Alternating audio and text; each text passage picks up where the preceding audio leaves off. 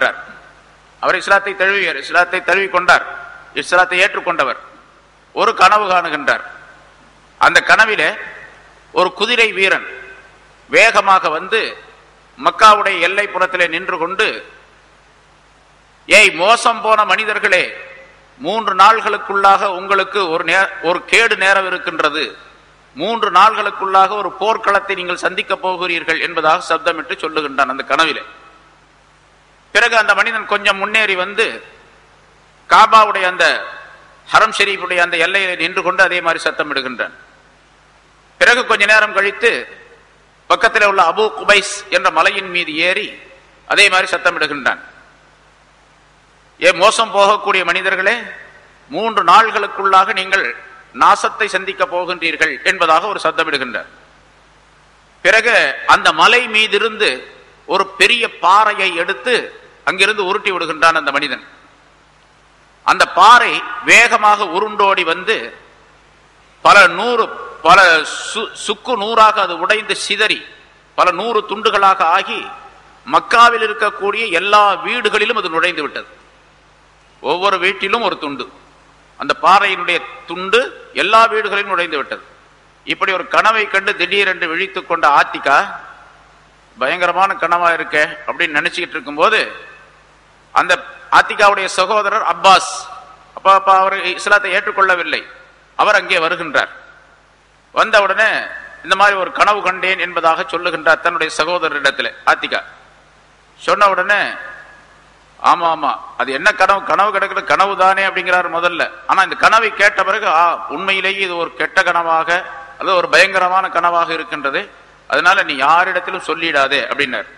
யாரிடத்திலும் இந்த கனவை பற்றி சொல்லாதே அப்படின்னு சொல்லி தன்னுடைய சகோதரியிடத்தில் சொல்லிவிட்டு அவர் வெளியே போனார். வெளியே போனவர் அவருடைய நெருங்கிய நண்பர் ஒருத்தர் இருக்கிறார், முகீரா என்று ஒருவர். அவரிடத்துல இவர் போய் சொல்லிட்டு, இவர் யார்ட்டையும் சொல்ல வேணும்னு சொல்லிட்டு இவர் போய் அவர்கிட்ட சொல்லிட்டார் தன்னுடைய நண்பரிடத்துல. யாரிடத்திலும் சொல்ல, நண்பரிடத்துல சொல்லிட்டு யாரிடத்திலும் சொல்லாது அப்படின்னு சொல்லிட்டு போயிட்டார். அங்கேயும் சொன்னார் இங்கேயும் சொன்னார், யாரிடத்திலும் சொல்லாது அப்படின்னு சொல்லிட்டு. யாரிடத்திலும் சொல்லாதே என்று அந்த சொன்ன செய்தி காலை நேரத்திற்குள்ளாக ஊர் பூரா பரவிடுச்சு. எல்லாத்துக்கும் தெரிஞ்சு போச்சு, அபூ ஜஹலுக்கும் தெரிஞ்சு போச்சு. மறுநாள் காலையிலே அப்பாஸ் அவர்கள் காபாவை தவாப் செய்வதற்காக வேண்டி காபாவுக்கு போகிறார், ஹரமுக்கு போகிறார். அபூ ஜஹலும் அவருடைய கூட்டத்தாரும் சிலர் அங்கே உட்கார்ந்து இருக்கின்றார்கள் ஒரு இடத்துல. இங்க வா அப்படின்னு கூப்பிடுறார். அபூ ஜஹல் கூப்பிட்டான். அப்பாஸ் சொன்னார், நான் தவாப் செய்ய போறேன். சரி தவாப் செஞ்சுட்டு வா அப்படின்னு. தவாப் செய்து முடிச்சுட்டு அவர் சொல்லுகின்றார், நான் அங்கே போனேன். அப்ப அபூ ஜஹல் சொன்னான், இதுவரைக்கும் நீங்க உங்க குடும்பத்தால, பனு முத்தலிபுடைய குடும்பத்தார்களே, உங்களில ஒரு ஆண் தான் தன்னை நபி என்பதாக சொல்லிக் கொண்டிருந்தார். பொம்பளை நபி எப்ப இருந்து வந்தாங்க அப்படின்னு சொல்லி கேட்டான். பொம்பளை நபி எப்ப இருந்து ஆரம்பமானார் அப்படின்னு சொல்லி கேட்டான். அது என்ன விஷயம் அப்படின்னு சொல்லி கேட்டாரு. அதான் அந்த ஆத்திகா கண்ட கனவு அப்படின்னு சொல்லி சொன்னான். அந்த கனவு எல்லாத்துக்கும் தெரிஞ்சு வச்சு, அபூ ஜஹலுக்கும் தெரிஞ்சு. இந்த கனவு ஒரு பயங்கரமான கனவு. இந்த கனவை ஆத்திகா கண்டதாக சொல்லி, அதாவது ஒரு நபி மறைமுகமான செய்திகளை சொல்லுவார். அந்த நபி ஆணாக இருப்பார், ஆணாக இருந்து கொண்டிருந்தார் இது வரைக்கும். இப்ப இந்த பெண்ணும் நபியை போன்று செய்தியை சொல்ல ஆரம்பித்து விட்டாரே என்று அது கிண்டலாக கேலியாக அந்த விஷயத்தை அபூ ஜஹல் அப்பாஸ் இடத்துல சொல்ல, அப்பாஸ் ரலியல்லாஹு தஆலா என்ன பண்ணாங்க, அந்த நேரத்துல ஆத்திகாவா கனவா அப்படிலாம் ஒண்ணும் கிடையாது அப்படின்ட்டு போயிட்டார். இந்த பாரு, 3 நாள்களுக்குள்ளாக ஒரு அசம்பாவிதம் நடக்க போகிறது அப்படிங்கிறத உன்னுடைய சகோதரி கண்ட கனவின் மூலமாக சொல்லிக்கிட்டு இருக்கிறீங்க. நீங்க 3 நாள்களுக்குள்ள அப்படி நடக்கல அப்படின்னு சொன்னால், அப்படி ஏதாவது அசம்பாவிதம் இல்லை என்று சொன்னால், அரபு நாட்டிலேயே மிகப்பெரிய பொய் பேசக்கூடியவர்கள் அப்துல் முத்தலிபுடைய குடும்பத்தினர் என்பதாக எழுதி காபாவில் மாட்டிடுவேன் அப்படின்னு சொன்னார். போயிட்டார். அதே மாதிரி 3வது நாள் ஆன உடனே இவன் அப்பாஸ் ரலியல்லாஹு தஆலா அன்ஹு வெளியே வந்தாங்க. வீட்டுக்கு வந்த உடனே அவர்களுடைய குடும்பத்தை சேர்ந்த, பனு முத்தலிபுடைய அந்த குடும்பத்தை சேர்ந்த பெண்கள் எல்லாம் ஒன்றாக கூடி அப்பாஸ் இடத்துல வந்து, அப்பாஸ் ரலியல்லாஹு தஆலா அன்ஹு அவரிடத்துல வந்து சொன்னாங்க, நீ இருந்திருந்த கனவை போய் அந்த வீணா போனவன்ட்ட போய் சொன்னியே அப்படின்னா. ரொம்ப மோசமான ஆளாச்சு அவன் அபூ ஜஹல். தமிழ்நாட்டில் அவங்களுக்கு மத்தியில அபூ ஜஹலை பற்றி உள்ள தவறான முரடன் என்ற கருத்து இருந்து கொண்டிருக்கின்றது. முரட்டு பயலாச்சு அவன். கெட்ட பயலாச்சு அவன்கிட்ட போய் ஏன் இந்த கனவை சொன்னேன் என்று அப்பாஸ் ரலியல்லாஹு தஆலா அவர்களை கடிந்து கொண்டு அந்த பெண்கள் சொன்னார்கள். அவன் 3 நாளைக்குள்ள சொல்லல அப்படின்னு சொன்னா சரியா வரல, இது சரியா இல்லைன்னு சொன்னா உங்களை பொய்யன் என்பதாக நான் எழுதிடுவேன்னு சொன்னா அந்த நேரத்தில் உனக்கு ரோஷம் வரலையா? நம்ம குடும்பத்தை பத்தி இப்படி எல்லாம் கேவலமா அவன் பேசுறான், உனக்கு ரோஷம் வரலையா என்றெல்லாம் இந்த பெண்கள் சொன்ன உடனே இவருக்கு கொஞ்சம் ரோஷம் வந்துருச்சு. இப்போ அப்பாஸ் ரலியல்லாஹு தஆலா என்ன பண்ணாரு, நான் இப்பவே போறேன் அப்படின்னு சொல்லிட்டு இது ஒரு 3 இதுக்கடையில் அந்த 2-3 நாள் ஆயிடுச்சு. நான் போறேன் என்பதாக போய் கேட்க போறேன் அப்படின்னு சொல்லிட்டு இருந்தேன். அந்த 3வது நாள் காலை நேரம் ஆன உடனே இந்த லம்லம் என்ற மனிதர் அங்க வந்துட்டார். அபூ சுஃபியான் மூலமாக அனுப்பப்பட்ட அந்த மனிதர் எப்படி அந்த கனவுல கண்டாரோ அதே போன்று ஊருடைய எல்லையிலே நின்று கொண்டு, ஏ மக்காவாசிகளே, உங்களுக்கு ஒரு பெரிய ஆபத்து வந்து விட்டது என்பதாக சப்தமிட்டு அந்த மனிதன் செய்திகளை அபூ ஜஹல் இடத்துல சொன்னான். சரி, ஆத்திகா கண்ட கனவு உண்மைதான் அப்படின்னு அபூ ஜஹலும் விளங்கி கொண்டான். அதனால அந்த பிரச்சனை அதோட முடிஞ்சு போச்சு. இப்ப அந்த லம்லம் என்ற அந்த மனிதன் சொன்ன செய்திகளை வைத்து அபூ ஜஹலும் அவனுடைய கூட்டத்தார்களும் அபூ சுஃபியானுடைய அந்த வியாபார கூட்டத்தை பாதுகாப்பதற்காக வேண்டி இங்கிருந்து புறப்பட்டு செல்லுகின்றார்கள். அது சம்பவம் எல்லாத்துக்கும் தெரியும். ஒரு 1000 பேர் தயாரானார்கள். பல ஒட்டகங்கள், நூற்றுக்கணக்கான ஒட்டகங்கள், நூற்றுக்கணக்கான குதிரைகள், பல தளவாடங்கள், இவற்றை எல்லாம் சேகரித்துக் கொண்டு அவர்கள் புறப்பட்டு செல்லுகின்றார்கள். புறப்பட்டு செல்லக்கூடிய நேரத்தில் வழியிலேயே அபூ சுஃபியான் இவர்களை எதிர்கொண்டு விட்டார். என்ன ஆச்சுன்னு கேட்டார், ரசூலுல்லாஹி ஸல்லல்லாஹு அலைஹி வஸல்லம் அவர்கள் தங்களுடைய சஹாபாக்களோடு அந்த வியாபார கூட்டத்தை தடுத்து நிறுத்துவதற்காக வேண்டி வந்த நேரத்தில் இவர் அந்த லம்லம் என்ற மனிதனை அனுப்பிய பின்னாலே யோசனை செஞ்சார், நம்மளும் ஒரு முடிவு செய்து தந்திரமாக எப்படியாவது இதை விட்டு தப்பிக்க வேண்டும் என்பதற்காக வேண்டி வழக்கமாக வரக்கூடிய வழியை விட்டு செங்கடல் ஓரமாக வேறொரு வழியை தேர்ந்தெடுத்து அவர் மக்காவுக்கு வந்து சேர்ந்தார். மக்காவுக்கு வந்து கொண்டிருக்கின்றார். அந்த நேரத்தில் அபூ ஜஹல் அங்க போய் இடையில சந்தித்துக் கொண்டார். அப்ப அபூ சுஃபியான் சொல்லுகின்றார் அபூ ஜஹல் இடத்துல, நான் உண்மையிலேயே செய்தி அனுப்புறது உண்மைதான், எனக்கு ஒரு ஆபத்து ஏற்பட்டது, எங்களுக்கு ஒரு ஆபத்து ஏற்பட்டு இருந்தது இந்த முகமதின் மூலமாக. ஆனா இப்ப அந்த ஆபத்து நீங்கி போச்சு, நம்முடைய பொருள் எல்லாம் பாதுகாக்கப்பட்டது, ஆகவே நம்ம திரும்பி போயிடலாம் மக்காவுக்கு என்பதாக. இல்ல நான் தயார் நிலையில் நாம் வந்து விட்டோம், போர் செய்யாமல் போகவே கூடாது என்று அபூ ஜஹலும் அவனுடைய கூட்டத்தாரும் சொன்னார்கள். இல்ல போரெல்லாம் தேவையில்லை, நம்முடைய பொருள் பாதுகாக்கப்பட வேண்டும் என்பதற்காக வேண்டி நான் ஆள் அனுப்பினேன், இப்ப பொருளுடைய பாதுகாப்பு கிடைச்சிருச்சு, திரும்பி போலாம் என்பதாக சொன்னா அபூ ஜஹல் கேட்கவே இல்லை. குறைஞ்ச அளவுக்கு நாம் பத்ர் என்ற இடத்திலாவது போய் தங்கி கொண்டு அவர்களுக்கு ஒரு பயத்தை உண்டாக்க வேண்டும் என்பதற்காக வேண்டி அபூ ஜஹல் சொன்ன நேரத்தில் அதை அபூ சுஃபியான் ஒத்துக்கொள்ள வேண்டிய சூழ்நிலை ஏற்பட்டது. ஆனா ஒத்துக்கொண்டாலும் கூட அபூ சுஃபியானுக்கு இந்த போர் செய்ய வேண்டும் என்ற எண்ணம் கிடையாது. நமக்கு பாதுகாப்பு கிடைத்து விட்டது, அது போதும் என்பதாக நினைத்துக் கொண்டிருந்தார். அதனால அந்த பத்ர் என்ற இடத்துக்கு போன பின்னால அபூ ஜஹலும் அவனை சார்ந்தவர்கள் பலரும் ஒரு இடத்துல தங்கினார்கள்.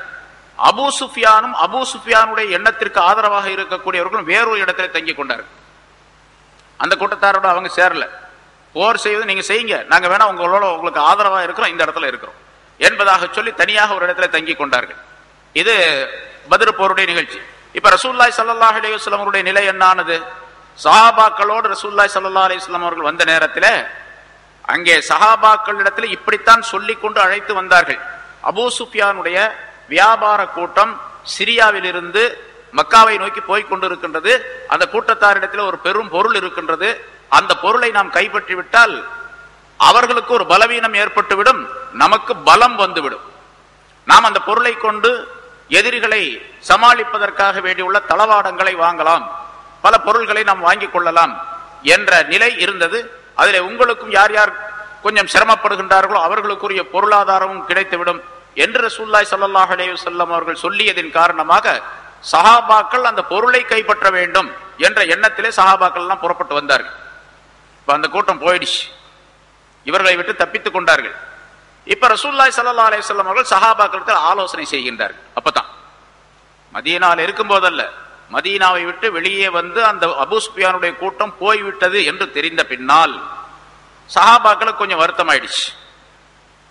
என்ன இது, நம்ம இந்த பொருள் எல்லாம் கிடைக்கும் அப்படின்னு நினைச்சிட்டுல வந்தோம், இப்ப அந்த வியாபார கூட்டத்தினுடைய அந்த பொருள் எல்லாம் அவங்க தப்பிச்சு போயிட்டாங்களே, இப்ப நம்ம என்ன பண்றது என்று இருக்கக்கூடிய நிலையிலே நேரத்திலே ரசூலுல்லாஹி ஸல்லல்லாஹு அலைஹி வஸல்லம் அவர்கள் இப்ப அபூ ஜஹல் அவருடைய கூட்டத்தாரும் போருக்காக வேண்டி தயார் நிலையிலே பத்ர் என்ற இடத்திலே தங்கி இருக்கின்றார்கள் என்பதையும் கேள்விப்பட்ட ரசூலுல்லாஹி ஸல்லல்லாஹு அலைஹி வஸல்லம் அவர்கள் இப்ப நம்ம போருக்கு தயாராக வேண்டும், உங்களிலே யார் போருக்கு தயாராக இருப்பது என்று, எப்படி போர் செய்யலாம், எப்படி போலாம் என்று ஆலோசனை செய்தார்கள். இந்த மதீனாவிலிருந்து வந்த சில சஹாபாக்கள் என்ன செய்தார்கள் என்று சொன்னால், நம்ம போருக்கு வரல, போருக்கு உரிய தளவாடங்களோடு நம்ம வரவில்லை, போருக்குரிய பயிற்சிகளோடு எண்ணங்களோடு நாம் வரவில்லை, நாம் சாதாரணமாக வந்தோம், இந்த கூட்டத்தை, இந்த பொருளாதார வியாபார கூட்டத்தை மடக்கி பிடித்து விடலாம் என்ற நியத்துல வந்தோம், இங்க நேர் மாற்றமாக போயிடுச்சு, இப்ப போர் செய்வதுன்னா எப்படி செய்யறது? அதனால அந்த சஹாபாக்கள் போர் செய்வதை கொஞ்சம் வெறுத்தார்கள், மனதால வெறுத்தார்கள். போர் செய்ய வேண்டிய அவசியம் இல்லை, போர் செய்தால் அது நமக்கு தோல்விதான் ஏற்படும். ஏன்னா நம்ம இடத்துல ஆயுதங்கள் கிடையாது, பலம் கிடையாது, மிக குறைந்த மக்கள் இருக்கின்றோம், நம்மை போன்று பல மடங்கு அதிகமான மக்கள் அங்கே இருக்கின்றார்கள், தளவாடங்கள் நிறைய இருக்கின்றன, போர் பயிற்சி பெற்றவர்களாக போருக்காக வேண்டிய தயார் நிலையில வந்திருக்கின்றார்கள். நம்ம போருக்கு தயார் நிலையில வரல. இந்த நேரத்தில் நாம் அவர்களோடு போரிட்டால் நாம் தோல்வியுறுவது என்பது சாதாரணமாக ஏற்பட்டுவிடும் என்ற எண்ணத்திலே அவர்கள் போரை வெறுத்தார்கள். சஹாபாக்கள் போர் செய்வதை வெறுத்தார்கள் ஆரம்பத்தில். அதை அல்லாஹ் தஆலா இங்கே சொல்லுகிறார், வஇன்ன ஃபரீகம் மினல் முஃமினீன லகாரிஹூன், மூமீன்களில் இருந்து ஒரு கூட்டத்தார் அவர்கள் வெறுக்கக்கூடியவர்களாக இருந்தார்கள். எதை? போர் செய்வதை வெறுக்கக்கூடியவர்களாக இருந்தார்கள். வெறுக்கக்கூடியவர்களாக இருந்தார்கள்.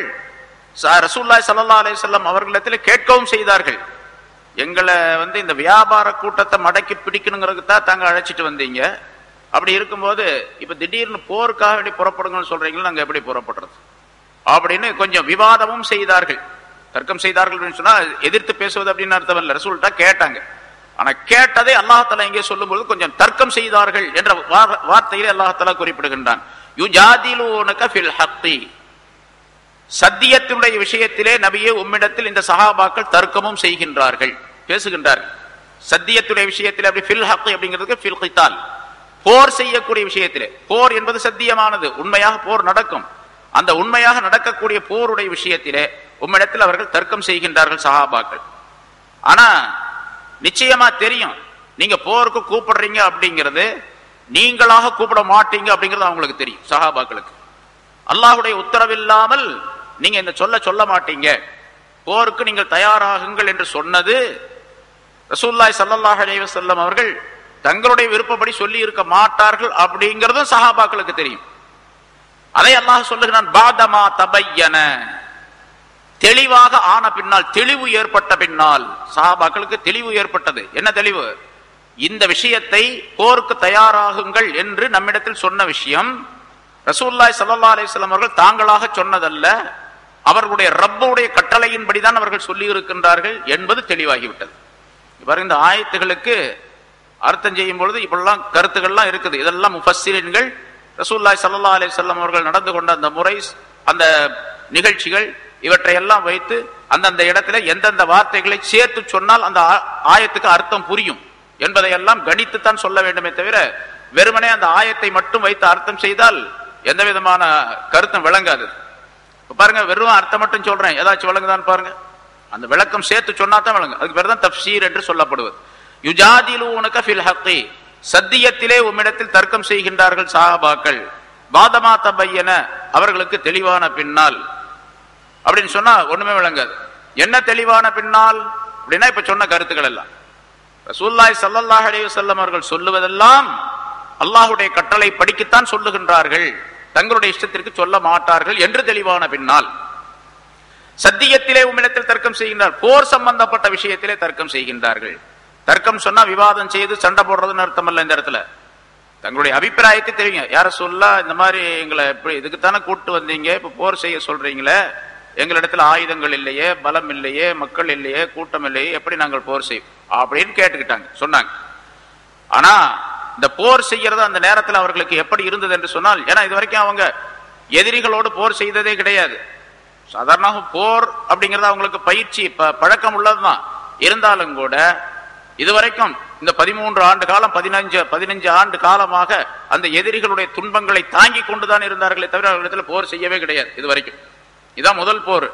அதனால இப்ப போர் செய்யறது அவங்களுக்கு அந்த சஹாபாக்களுக்கு எப்படி இருந்ததுன்னு சொன்னா, இவங்களை கொலை களத்திற்கு போர்க்களத்திற்கு இழுத்து செல்வதை போல், மௌத்தின் பக்கம் இழுத்து செல்வதை போன்று அவர்கள் உணர்ந்தார்கள்.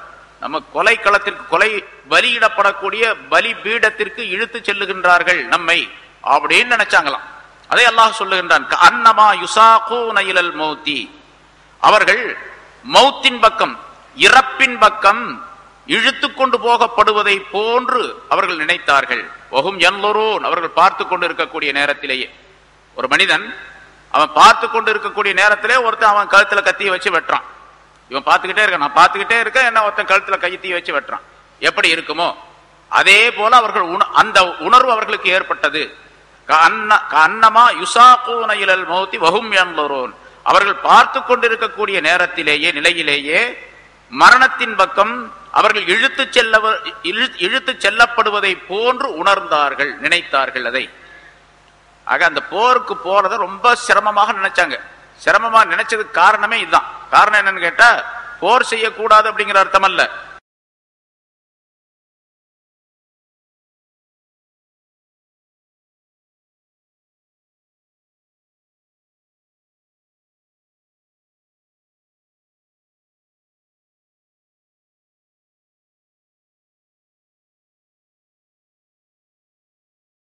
இந்த போருக்கு போகக்கூடாது அப்படிங்கிற எண்ணமும் அல்ல.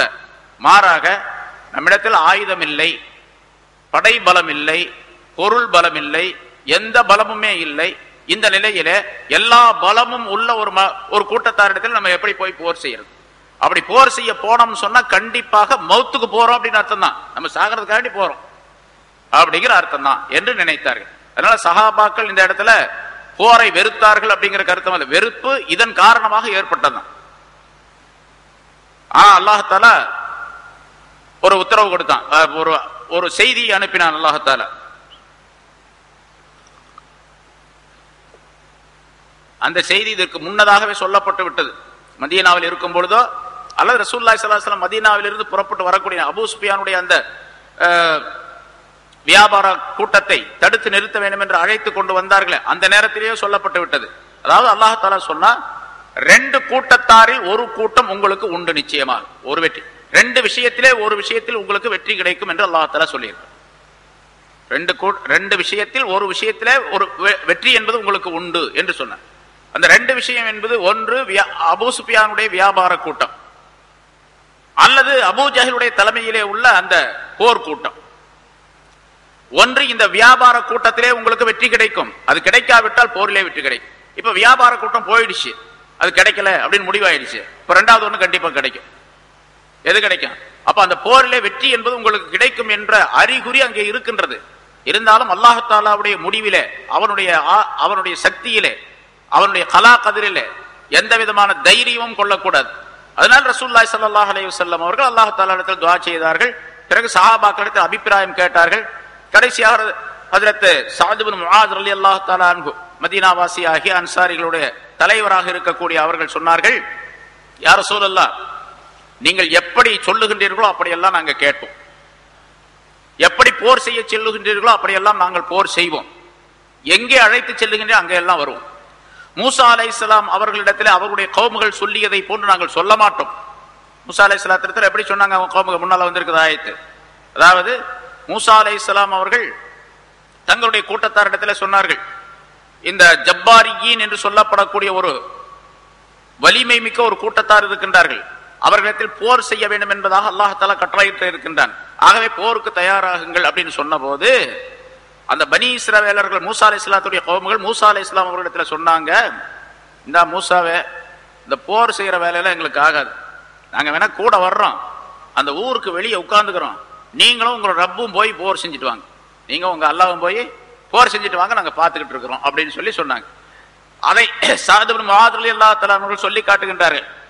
மூசாவிடத்திலே மூசாவுடைய கௌமுகள் சொல்லியதை போன்று நாங்கள் உங்களிடத்திலே சொல்ல மாட்டோம், நீங்கள் எங்களை அழைத்து சென்று கடலுக்குள்ளே சென்று கடலுக்குள்ளே நீங்கள் இந்த கடலிலே மூழ்கி விடுங்கள் என்பதாக சொன்னாலும் நாங்கள் மூழ்கி விடுவோம், நெருப்பை எரித்து இதற்குள்ளே நீங்கள் விழுந்து விடுங்கள் என்று சொன்னாலும் நாங்கள் விழுந்து விடுவோம்.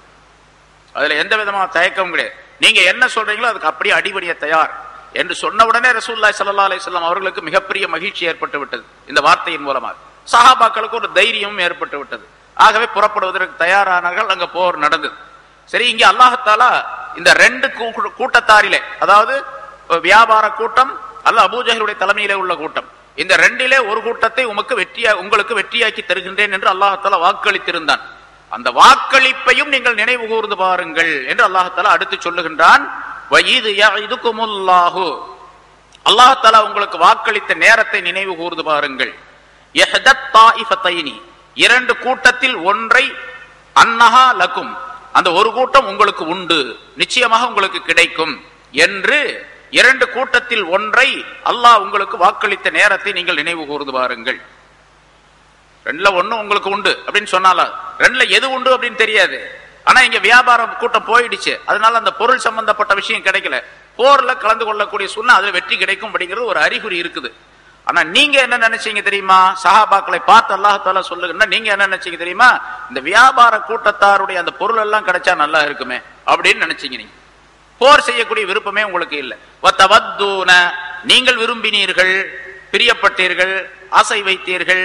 அன்ன கைரதாத்தி ஷௌகத்தி தக்கூனு லக்கும், சிரமம் இல்லாத ஒன்று உங்களுக்கு கிடைக்க வேண்டும் என்று நீங்கள் ஆசைப்பட்டீர்கள். போர் செய்யறது ரொம்ப சிரமமான காரியம் இல்ல, ரொம்ப பெரிய சிரமம். நமக்கெல்லாம் இப்ப சஹாபாக்களுடைய காலம் மாதிரி நமக்கு இப்ப ஒரு தலைமை இருந்து, ஒரு அமீர் இருந்து, ஒரு இமாம் இருந்து, நீங்கெல்லாம் போருக்கு புறப்படுங்க, அமெரிக்காவுக்கு போகணும் அப்படின்னு சொல்லிட்டு ஆளுக்கு ஒரு AK-47 கொடுத்து வாங்க அப்படின்னு சொல்லி எல்லாரும் புறப்படுங்க, ஒருத்தரும் கூட இருக்கக்கூடாது இங்க வீட்டுல அப்படின்னு சொன்னா நம்ம என்ன சொல்லுவோம்? அப்படித்தான் சொன்னாங்க. அதுதான் மூமினான மனிதனுடைய சிபத்தை தன்மையே அப்படித்தான். புறப்படும் சொன்னா புறப்பட்டுறணும். அப்படிதான் சஹாபாக்கெல்லாம் புறப்பட்டாங்க. அவங்க எல்லாம் புறப்படலன்னு சொன்னா நம்ம மூமினா இருக்க முடியுமா? இப்போ நம்ம யாரும் இருக்க முடியுமா? உலகத்துல யாருமே இருக்க முடியாது, யாருமே இருந்திருக்க மாட்டோம். இப்ப அப்படி புறப்பட்டாங்க. அப்ப எவ்வளவு பெரிய சிரமத்தை அனுபவித்திருப்பார்கள் அவங்க. சஹாபாக்கள் என்ன நினைச்சாங்க அப்படின்னு சொன்னா, இதெல்லாம் உலக ஆசையின் காரணமாக நினைச்சதல்ல. நம்ம பலவீனமா இருக்கிறமே இந்த நேரத்தில் போய் போரிட்டு என்ன நடக்க போகுது? அப்படிதான். இப்ப இந்த நேரத்துல ஒரு பெரிய ஒரு படை வருதுன்னு வச்சுங்க. இப்ப எத்தனையோ பாருங்க, நிறைய நடக்குது, உலகம் பூரா நடந்துகிட்டு இருக்குது. நேற்று எகிப்துல, முந்தா நாள் லண்டன்ல, அதுக்கு முதல் வாரம் லண்டன்ல, அதுக்கு முதல்ல அமெரிக்காவில், இப்படி எல்லாம் நிறைய நடந்துகிட்டு இருக்குது பிரச்சனைகள். அந்த மாதிரி பாம், பெரிய பெரிய பாம், ஹைட்ரஜன் பாம் எல்லாம் போட்டுக்கிட்டு இருக்கக்கூடிய நேரத்துல நம்ம இந்த அசா கோலை மட்டும் தூக்கிட்டு போய் வந்தேன்னா ஒத்தச்சு போடுவேன் அப்படின்னு சொன்னா எப்படி இருக்கும்? அந்த மாதிரி பலவீனமாகத்தான் நம்ம இருக்கிறோம். இந்த பலவீனமாக இருக்கக்கூடிய நேரத்துல பலம் மிக்க ஒரு கூட்டம் வருது அப்படின்னு சொன்னா நமக்கு எப்படி இருக்கும்? அது மாதிரி இருந்தாங்க அவங்க சஹாபாக். அதனால அவங்க என்ன நினைச்சாங்க, இந்த போர் இல்லாம அது கிடைச்சிருந்தா நல்லா இருக்குமே, அந்த அபூ சுஃபியானுடைய அந்த தாவளம், அந்த வியாபார கூட்டத்துடைய பொருள் கிடைச்சா நல்லா இருக்குமே அப்படின்னு நினைச்சாங்க. அந்த நினைச்சதை தான் அல்லாஹ்தாலா இப்படி சொல்லுங்க, நீங்கள் விரும்பினீர்கள். அன்ன கைரதாத்தி ஷௌகத்தி, சிரமம் இல்லாதது. ஷௌகத் அப்படின்னு சொன்னா சிரமம், தாத்து ஷௌகத் சிரமம் உடையது, கைரதாத்தி ஷௌகத்தினா சிரமம் உடையது அல்லாதது, சிரமம் இல்லாதது. அன்னஹா தக்கூனு லக்கும், உங்களுக்கு இருக்க வேண்டும், உங்களுக்கு கிடைக்க வேண்டும் என்று நீங்கள் விரும்பினீர்கள். ஆனா அல்லாஹ்தாலா என்ன விரும்பினா, ரெண்டுல ஒண்ணு கிடைக்கும் அப்படின்னு சொல்லி அல்லாஹ்தாலா வாக்களிச்சிருந்தான். ஒண்ணு போயிடுச்சு, இன்னொன்னு கிடைக்கும் அப்படின்னு அர்த்தம்.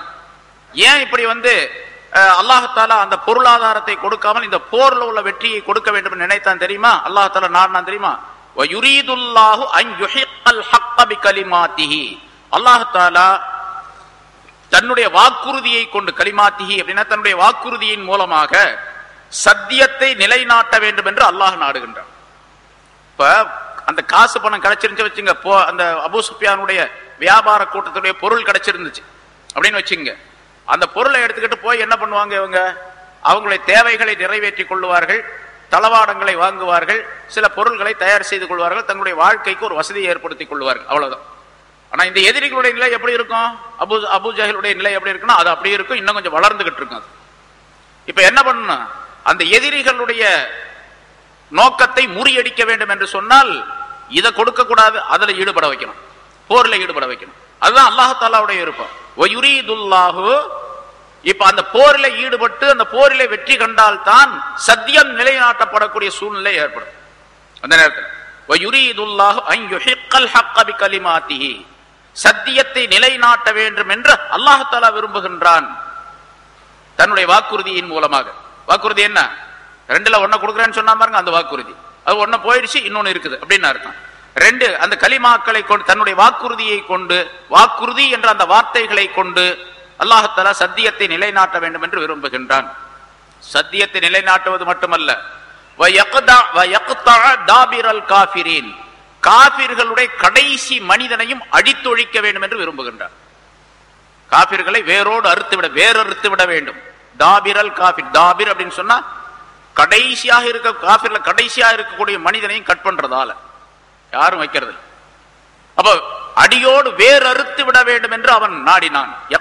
தாபிரல் காபிர், காபிர்களை அடியோடு வேறறுத்து விட வேண்டும் என்றும் அல்லாஹ் தஆலா நாடினான். இது ஏன் தெரியுமா?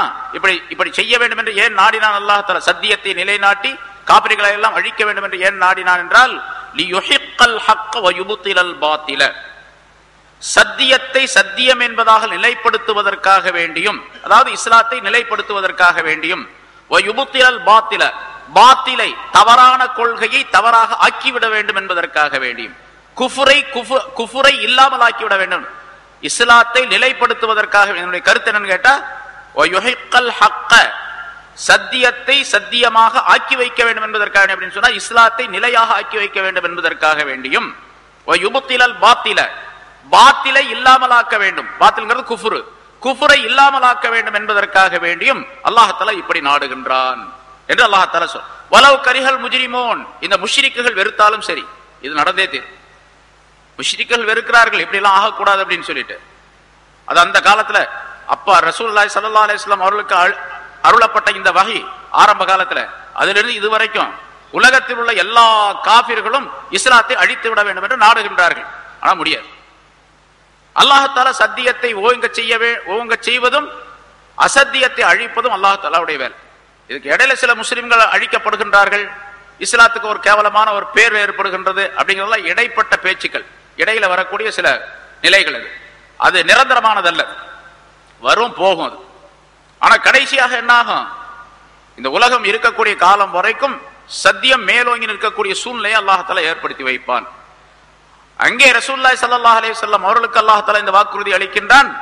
அதாவது இந்த போரின் மூலமாக சத்தியத்தை நிலைப்படுத்துவதற்காக வேண்டியும், இஸ்லாத்தை நிலைப்படுத்துவதற்காக வேண்டியும், குஃபரை அழிப்பதற்காக வேண்டியும் அல்லாஹ் தஆலா இந்த சத்தியமான இந்த விஷயம் நடைபெற வேண்டும் என்று நாடுகின்றான். அதாவது போர் நடைபெறும் என்று நாடுகின்றான். வலவ் கரிஹல் முஜ்ரிமூன், முஜ்ரிம்கள் அதாவது குற்றவாளிகள், இந்த இடத்துல முஷ்ரிக்குகள் என்று பொருள். முஷ்ரிக்கீன்கள் அதை வெறுத்தாலும் சரி அல்லாஹ் தஆலா அப்படி ஆக்கியே தீருவான் என்று அல்லாஹ் குறிப்பிடுகின்றான்.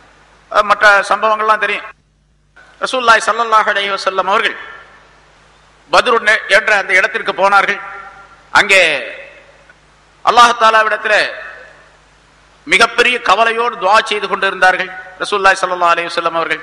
அந்த துஆவுடைய விஷயங்கள் எல்லாம் நிறைய சொல்லப்பட்டு இருக்கின்றன.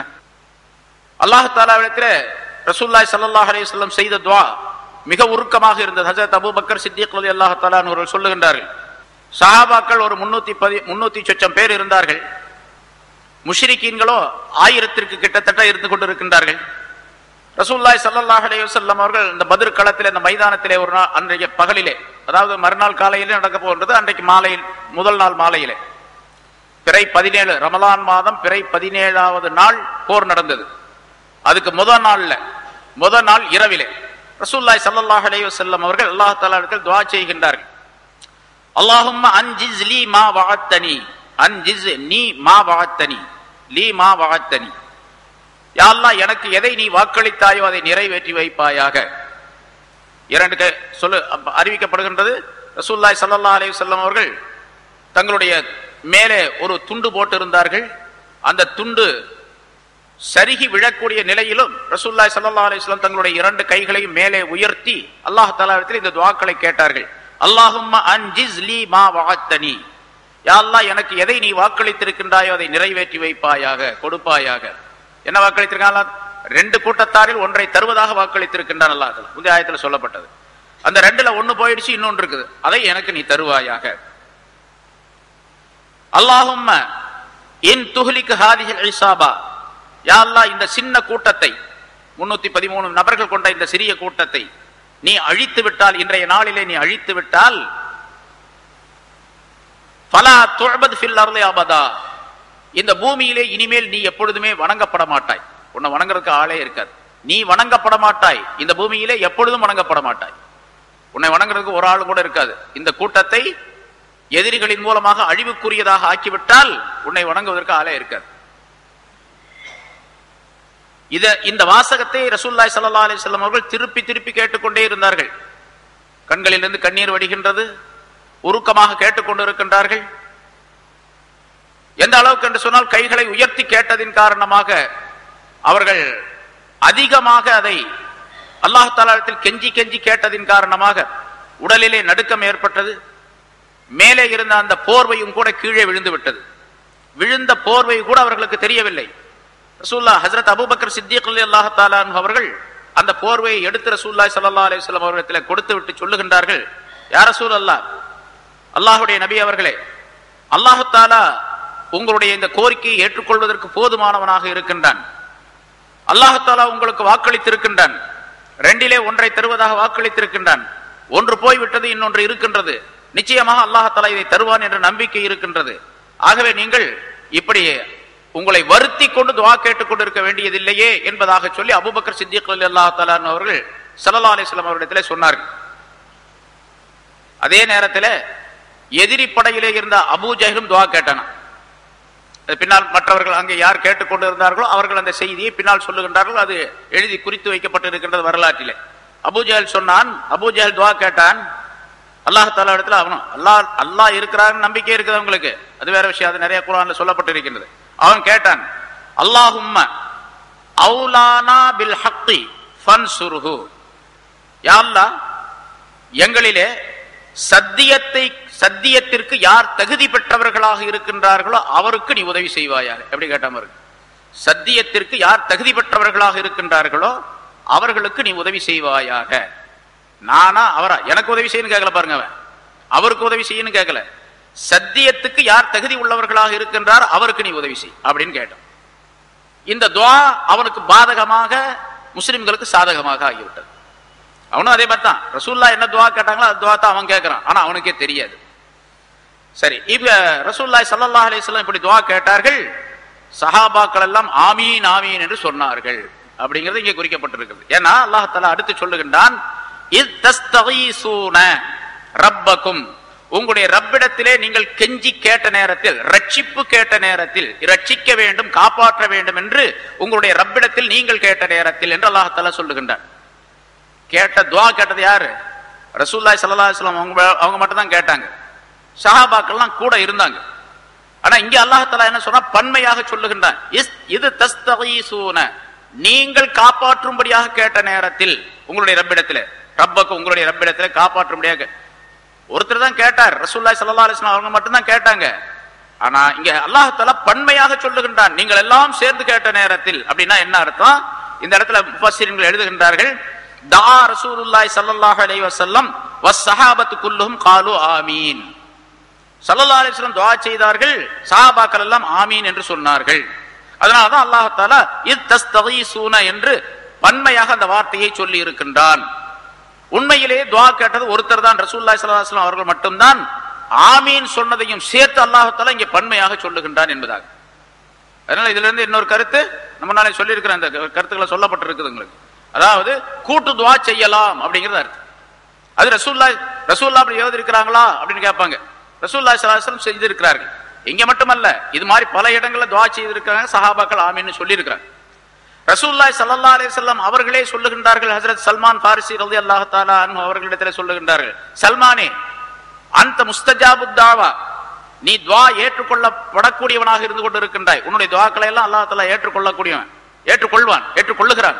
அதனால முஸ்தஜாபுத் தாவாவாக நீர் இருக்கின்றீர், நீர் துஆ செய்வீராக, நான் ஆமீன் சொல்லுகிறேன் அப்படின்னு சொன்னார். நீ துஆ செய், நான் ஆமீன் சொல்லுகிறேன் என்று ரசூலுல்லாஹி ஸல்லல்லாஹு அலைஹி வஸல்லம் அவர்கள் சொன்னதாகவும் ஹதீஸ் இருக்கின்றது. சரி, அது சொல்லக்கூடியவங்க விதண்டாவாதத்திற்காக வேண்டும் என்ற முரட்டுத்தனமா சொல்லிட்டு இருக்கிறாங்க. கூட்டு துஆலாம் கிடையாது அப்படின்னு சொல்லிட்டு துஆ ஓதும்போது கவட்டக்குள்ள கை வச்சுட்டு உட்கார்ந்து இருக்கிற ஆளுகள் நிறைய பாக்குறோம் நம்ம. சரி, அது அவங்களுக்கு, அதாவது அது எப்படி அந்த நிலை எப்படி இருக்கின்றது என்று சொன்னா, எல்லாரும் துஆ ஒரு இமாம் துஆ ஓதுறாரு, மற்றவங்க எல்லாம் ஆமீன் சொல்றாங்க. என்ன ஒரு சிலர் மட்டும் என்ன பண்றாங்க, அதெல்லாம் ஹதீஸ்ல கிடையாது அப்படிங்கறதுக்காண்டி கவட்டக்குள்ள கை வச்சுக்கிட்டு எவனோ ஒருத்தன் சொன்னா அப்படிங்கறதுக்காண்டி உட்கார்ந்து இருக்கிறாங்க அப்படின்னு சொன்னா, நான் நினைக்கிறது என்னன்னு கேட்டாது, நீ கேட்கறதெல்லாம் அல்லாஹ்ட்ட கேட்டுக்க, அல்லாஹ்வுக்கு எனக்கு எந்த சம்பந்தமும் இல்லை, அல்லாஹ்ட்ட கேட்க வேண்டிய அவசியமே எனக்கு கிடையாது.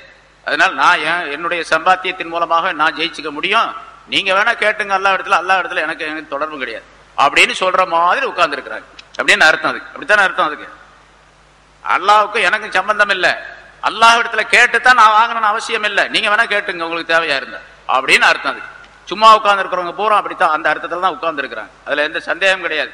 இதுல ஒண்ணு மாற்று கருத்து, இது அபிப்பிராயம் கிடையாது, அப்படித்தான் கருத்து, வேற எந்த கருத்தும் கிடையாது. அல்லாஹ் சொல்லுகிறான், உங்களுடைய ரப்பிடத்திலே நீங்கள் ரட்சிப்பை கேட்ட நேரத்தில் உங்களுக்கு அல்லாஹ் தஆலா அந்த துஆவை ஏற்றுக்கொண்டான். உங்களுடைய துஆவை உங்களுக்கு ஏற்றுக்கொண்டான். எப்படி ஏற்றுக்கொண்டு என்ன செஞ்சான்?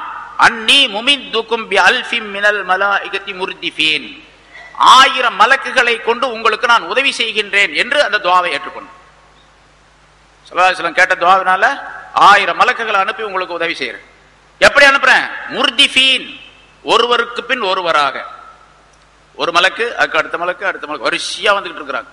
1000 பேர் மலக்குகள் வரிசையாக வரக்கூடிய நிலையிலே உங்களுக்கு நான் உதவி செய்கிறேன். முர்திஃபீன், ஒருவருக்கு பின் ஒருவராக. முத்ததாபிஈன யர்துஃபு பஅதுஹும் பஅதா, ஒருத்தருக்கு பின் ஒருத்தராக மலக்குகள் வரக்கூடிய நிலையிலே மலக்குகள் 1000 மலக்குகளை கொண்டு உங்களுக்கு நான் உதவி செய்கின்றேன் என்று அல்லாஹ் தஆலா அந்த துஆவை ஏற்றுக்கொண்டான். அதுக்கு பின்னால அங்க சூரத் ஆல இம்ரான் அதுல சொல்லப்பட்டது, அதாவது அலை யக்ஃபியக்கும் ஐ யுமித்தக்கும் ரப்புக்கும் பிஸலாசத்தி ஆலாஃபி மினல் மலாயிகத்தி முன்ஸலீன், உங்களுடைய ரப்பு 3000 மலக்குகளை கொண்டு உங்களுக்கு உதவி செய்தது உங்களுக்கு போதவில்லையா? முன்ஸலீன், அவர்கள் எல்லாம் இறக்கி வைக்கப்படக்கூடிய நிலையில், வானிலிருந்து அந்த மலக்குகள் எல்லாம் இறக்கி வைக்கப்படக்கூடியவர்களாக இருக்கும் நிலைமையில் 3000 மலக்குகளை கொண்டு உதவி செய்தது போதவில்லையா? பலா இன் தஸ்பிரு வ தத்தகு, மேலும் நீங்கள் பொறுமையாக இருந்தால், அல்லாஹ்வை பயந்தவர்களாக இருந்தால், வயஅதூக்கும் மின் ஃபௌரிஹிம் ஹாதா யும்திதுக்கும் ரப்புக்கும் பி 5000 மினல் மலாயிகத்தி முஸவ்விமீன், பிறகு அல்லாஹ் தஆலா 5000 மலக்குகளை கொண்டு உங்களுக்கு உதவி செய்தார். அந்த 5000 மலக்குகளும் முஸவ்விமீன், அடையாளம் உள்ளவர்களாக இருந்தார்கள். அடையாளம் உள்ளவர்களாக என்று சொன்னால் அவர்களை பார்த்த உடனே இவர்கள் போர்க்களத்திற்கு சென்று கொண்டிருக்கின்றார்கள் என்று ஒரு அடையாளம். ஏன்னா போர் வீரர்களுக்கு சில அடையாளம், போலீஸ்காரருக்கு ஒரு அடையாளம், அவர் காக்கி சட்டை போட்டிருப்பாரு, கொஞ்சம் பதவி உள்ளவராக இருந்தால் அந்த பட்டை அடிச்சிருப்பாரு, பட்டைன்னா அந்த இதுல தோல்ல, அப்புறம் அவர் ஸ்டார் போட்டிருப்பாரு, 3 ஸ்டார் 5 ஸ்டார் 3 ஸ்டார் அப்படின்னு சொல்லலாம். எவ்வளவு ரேஞ்ச் அதிகமா போகுதோ அந்த அளவுக்கு அவருக்கு இது இருக்கும் அப்படின்னு. அதே மாதிரி ராணுவ வீரராக இருந்தால் அவர் ஒரு ட்ரெஸ் போட்டிருப்பாரு. அதே மாதிரி மலக்குகள் அவங்க ஏதோ ட்ரெஸ்ல இருப்பாங்க, அது தெரியாது. ஆனா இங்க வரக்கூடிய பத்ர் போர்க்களத்திற்கு வரக்கூடிய நேரத்தில் ஒரு தனி ட்ரெஸ் அல்லாஹ் தஆலா அவர்களுக்கு கொடுத்திருந்தான். அவர்கள் தலப்பாகை கட்டி இருந்தார்கள். எங்கே? ஹஜ்ரத் ஜிப்ரீல் அலைஹிஸ்ஸலாம் அவர்கள் மட்டும் மஞ்சள் நிறத்திலே தலப்பாகை கட்டியிருந்தார்கள், மற்ற மலக்குகள் எல்லாம் வெள்ளை நிறத்திலே உள்ள தலப்பாகை கட்டியிருந்தார்கள் என்பதாக சொல்லப்படுகின்றது. அதைத்தான் அல்லாஹ் தஆலா முஸவ்விமீன் என்று சொல்லுகிறார். அப்போ 3 கட்டங்களாக மலக்குகளை அல்லாஹ் தஆலா அனுப்பி வச்சிருக்கிறான். இந்த ஆயத்துல தான் 1000 மலக்குகள் என்று சொல்லுகின்றான். முன்னால் சொல்லப்பட்ட அந்த ஆயத்துல, முன்னால் வந்த ஆயத்துல 3000 5000, முதல்ல 1000, அப்புறம் ஒரு 2000, மொத்தம் 3000, அப்புறம் ஒரு 2000. நீங்கள் அதான் மொத்தம் 5000 அப்படின்னு அர்த்தம் தான். பலாயின் தஸ்பிரு வ தத்தகு வ யஅதூக்கும் மின் ஃபௌரிஹிம் ஹாதா யும்திதுக்கும் ரப்புக்கும் பி 5000 மினல் மலாயிகத்தி முஸவ்விமீன் என்ற ஆயத்து 5000 மலக்குகளை குறிக்கின்றது. 5000 மலக்குகள் பிறகு கடைசியில வந்தவங்க அர்த்தம் அல்ல. கடைசியில 2000, அதுக்கு முதல்ல 2000, அதுக்கு முதல்ல 1000. அந்த 1000 என்பதை அல்லாஹ் தஆலா இந்த ஆயத்திலே சொல்லி காட்டுகின்றான். அதுவும் கூட ரசூலுல்லாஹி ஸல்லல்லாஹு அலைஹி வஸல்லம் அவர்கள் சொல்லுகின்றார்கள், ஜிப்ரீல் அலைஹிஸ்ஸலாம் அவர்களுடைய தலைமையிலே ஆரம்பத்தில் ஒரு 500 மலக்குகள் வந்தார்கள். அவங்க அந்த படையினுடைய வலப்பக்கத்தில் நின்றார்கள். அந்த 500 பேர் படையின் வலப்பக்கத்தில். இதெல்லாம் ரசூலுல்லாஹி ஸல்லல்லாஹு அலைஹி வஸல்லம் சொல்லித்தான் தெரியும். சஹாபாக்களுக்கு அந்த மலக்குகள் இருக்கிறதெல்லாம் தெரியாது. ஏன்னா மலக்குகள் மற்றவர்களுடைய கண்ணுகளுக்கு தெரியாது. ஆனால் மலக்குகள்லயே சில பேரை அல்லாஹ் தஆலா மனிதர்களுடைய வடிவத்திலும் அனுப்பியிருந்தான் என்பதாக சொல்லப்பட்டிருக்கு. அந்த மனிதர்களுடைய வடிவத்திலே யார் இருந்தார்களோ உருவத்திலே அவர்கள் மற்றவர்கள் பார்த்தாங்க. சில சஹாபாக்கள் அறிவிக்கின்றார்கள், போர்க்களத்தில் சில பேரை பார்த்தோம், அவங்க பார்த்தா புது ஆளுகளா, புது முகங்களாக தெரிந்தன. ஆளுகளை பார்த்தா அவங்க பயணப்பட்டு எங்களை போல அழுக்கு ட்ரெஸ் எல்லாம் போட்டுற மாதிரி நல்ல ட்ரெஸ் எல்லாம் போட்டுக்கிட்டு இருக்கிறாங்க. அந்த மாதிரி சில மனிதர்களை பார்த்தோம் அப்படின்னு சொல்லி சொன்னாங்க. அவர்கள் மலக்குகள் என்பதாக அறிவிக்கப்பட்டிருக்கிறது. மறுபடி சரி, 500 மலக்குகளோடு ஜிப்ரீல் அலைஹிஸ்ஸலாம் அவர்கள் வலப்பக்கமாக நின்றார்கள். அந்த வலப்பக்கத்தில் தான் ஹஜ்ரத் அபூபக்கர் சித்திக் ரலியல்லாஹு தஆலா அன்ஹு நின்றார்கள். பிறகு 500 மலக்குகளுக்கு தலைவராக மீகாயில் அலைஹிஸ்ஸலாம் அவர்களை அல்லாஹ் தஆலா அனுப்பி வைத்தான். அந்த இடப்பக்கம், அந்த 500 மலக்குகள் இடப்பக்கமாக வந்தன. அந்த படையினுடைய இடப்பக்கத்திலே 313 நபர்கள் கொண்ட அந்த படை வலப்பக்கம் ஒரு 500 மலக்குகள், இடது பக்கத்திலே 500 மலக்குகள். அந்த இடது பக்கத்திலே உள்ள மலக்குகளோடு சேர்ந்துதான் ஹஜ்ரத் அலி ரலியல்லாஹு தஆலா நின்று கொண்டிருந்தார்கள் என்றெல்லாம் அந்த சம்பவம் பற்றி உள்ள நிறைய விளக்கங்கள் சொல்லப்பட்டிருக்கின்றன. நுணுக்கமான பல விளக்கங்கள், சின்ன சின்ன குறிப்புகள் நிறைய இருக்கின்றன பத்ர் போர் சம்பந்தமாக. சரி, இங்கே அல்லாஹ் தஆலா ரசூலுல்லாஹி ஸல்லல்லாஹு அலைஹி வஸல்லம் துஆ செய்தார்கள். அந்த துஆவுக்கு ஆமீன் சொன்னார்கள் சஹாபாக்கள். எல்லாருடைய துஆவையும் அல்லாஹ் தஆலா ஏற்றுக்கொண்டான். ஏற்றுக்கொண்டு 1000 மலக்குகளை ஒருவருக்கு பின் ஒருவராக அனுப்பி வைத்து அல்லாஹ் தஆலா உதவி செய்தான் என்று அல்லாஹ் குறிப்பிடுகின்றான். சரி, இங்கே ஒரு சந்தேகம். இந்த 1000 பேர், அப்புறம் 3000 பேர், அப்புறம் 5000 பேர், அவங்க இருக்கிறதே 1000 பேர் தானே எதிரிகள், அபூஜஹலுடைய கூட்டத்தார. 1000 பேர்களை அழிக்கணும் அப்படின்னு சொன்னா ஒரே ஒரு மலக்கு போதுமே. ஜிப்ரீல் அலைஹிஸ்ஸலாம் அவர்கள் தாயிஃப் நகருக்கு ரசூலுல்லாஹி ஸல்லல்லாஹு அலைஹி வஸல்லம் போயிட்டு வரும்போது சொன்னாங்களா இல்லையா, இந்த மலக்கள், மலைக்கு அதிபதியாக இருக்கக்கூடிய மலக்குக்கு அல்லாஹ் தஆலா உத்தரவு கொடுத்திருக்கிறான், நீங்க அவங்கள்ட்ட என்ன சொல்றீங்களோ அவர் அதுபடி செஞ்சிருவாரு அப்படின்னு சொல்லிட்டு இருக்கும் போதே அவர் வந்துட்டார். மலைகளுக்கு அதிபதியாக நியமிக்கப்பட்ட மலைகளுடைய பொறுப்புள்ள ஒரு மலக்கு, ஒரே ஒரு மலக்கு. அவர் வந்தாரு, சொன்னாரு ரசூலுல்லாஹி ஸல்லல்லாஹு அலைஹி வஸல்லம் அவரிடத்துல, யார சொல்லலாம், நீங்க உத்தரவு கொடுத்தீங்கன்னா அந்த தாயிஃபுக்கு 2 பக்கத்துல மலைகள் இருக்கின்றன, அந்த 2 பக்கம் உள்ள மலைகளையும் அப்படி ஒன்னா சேர்த்து அவங்களை அப்படியே நசுக்கி போடுறேன் அப்படின்னு சொன்னார். இப்ப நசுக்கிறதுக்கு எவ்வளவு பேர் வேணும்? ஒரே ஒரு மலக்கு போதும். 1000 மலக்கு, 3000, 5000 எனக்கு தேவை என்ன இருக்குது அப்படின்னு சொன்னா, அந்த மலக்குகள்லாம் சண்டை போடுறதுக்கு வரல, மாறாக இவங்களுக்கு, இந்த சஹாபாக்களுக்கு ஒரு ஆறுதலுக்காக வேண்டி, மலக்குகள்லாம் நமக்கு உதவிக்கு வந்திருக்கிறாங்க அப்படின்னு ஒரு ஆறுதல்.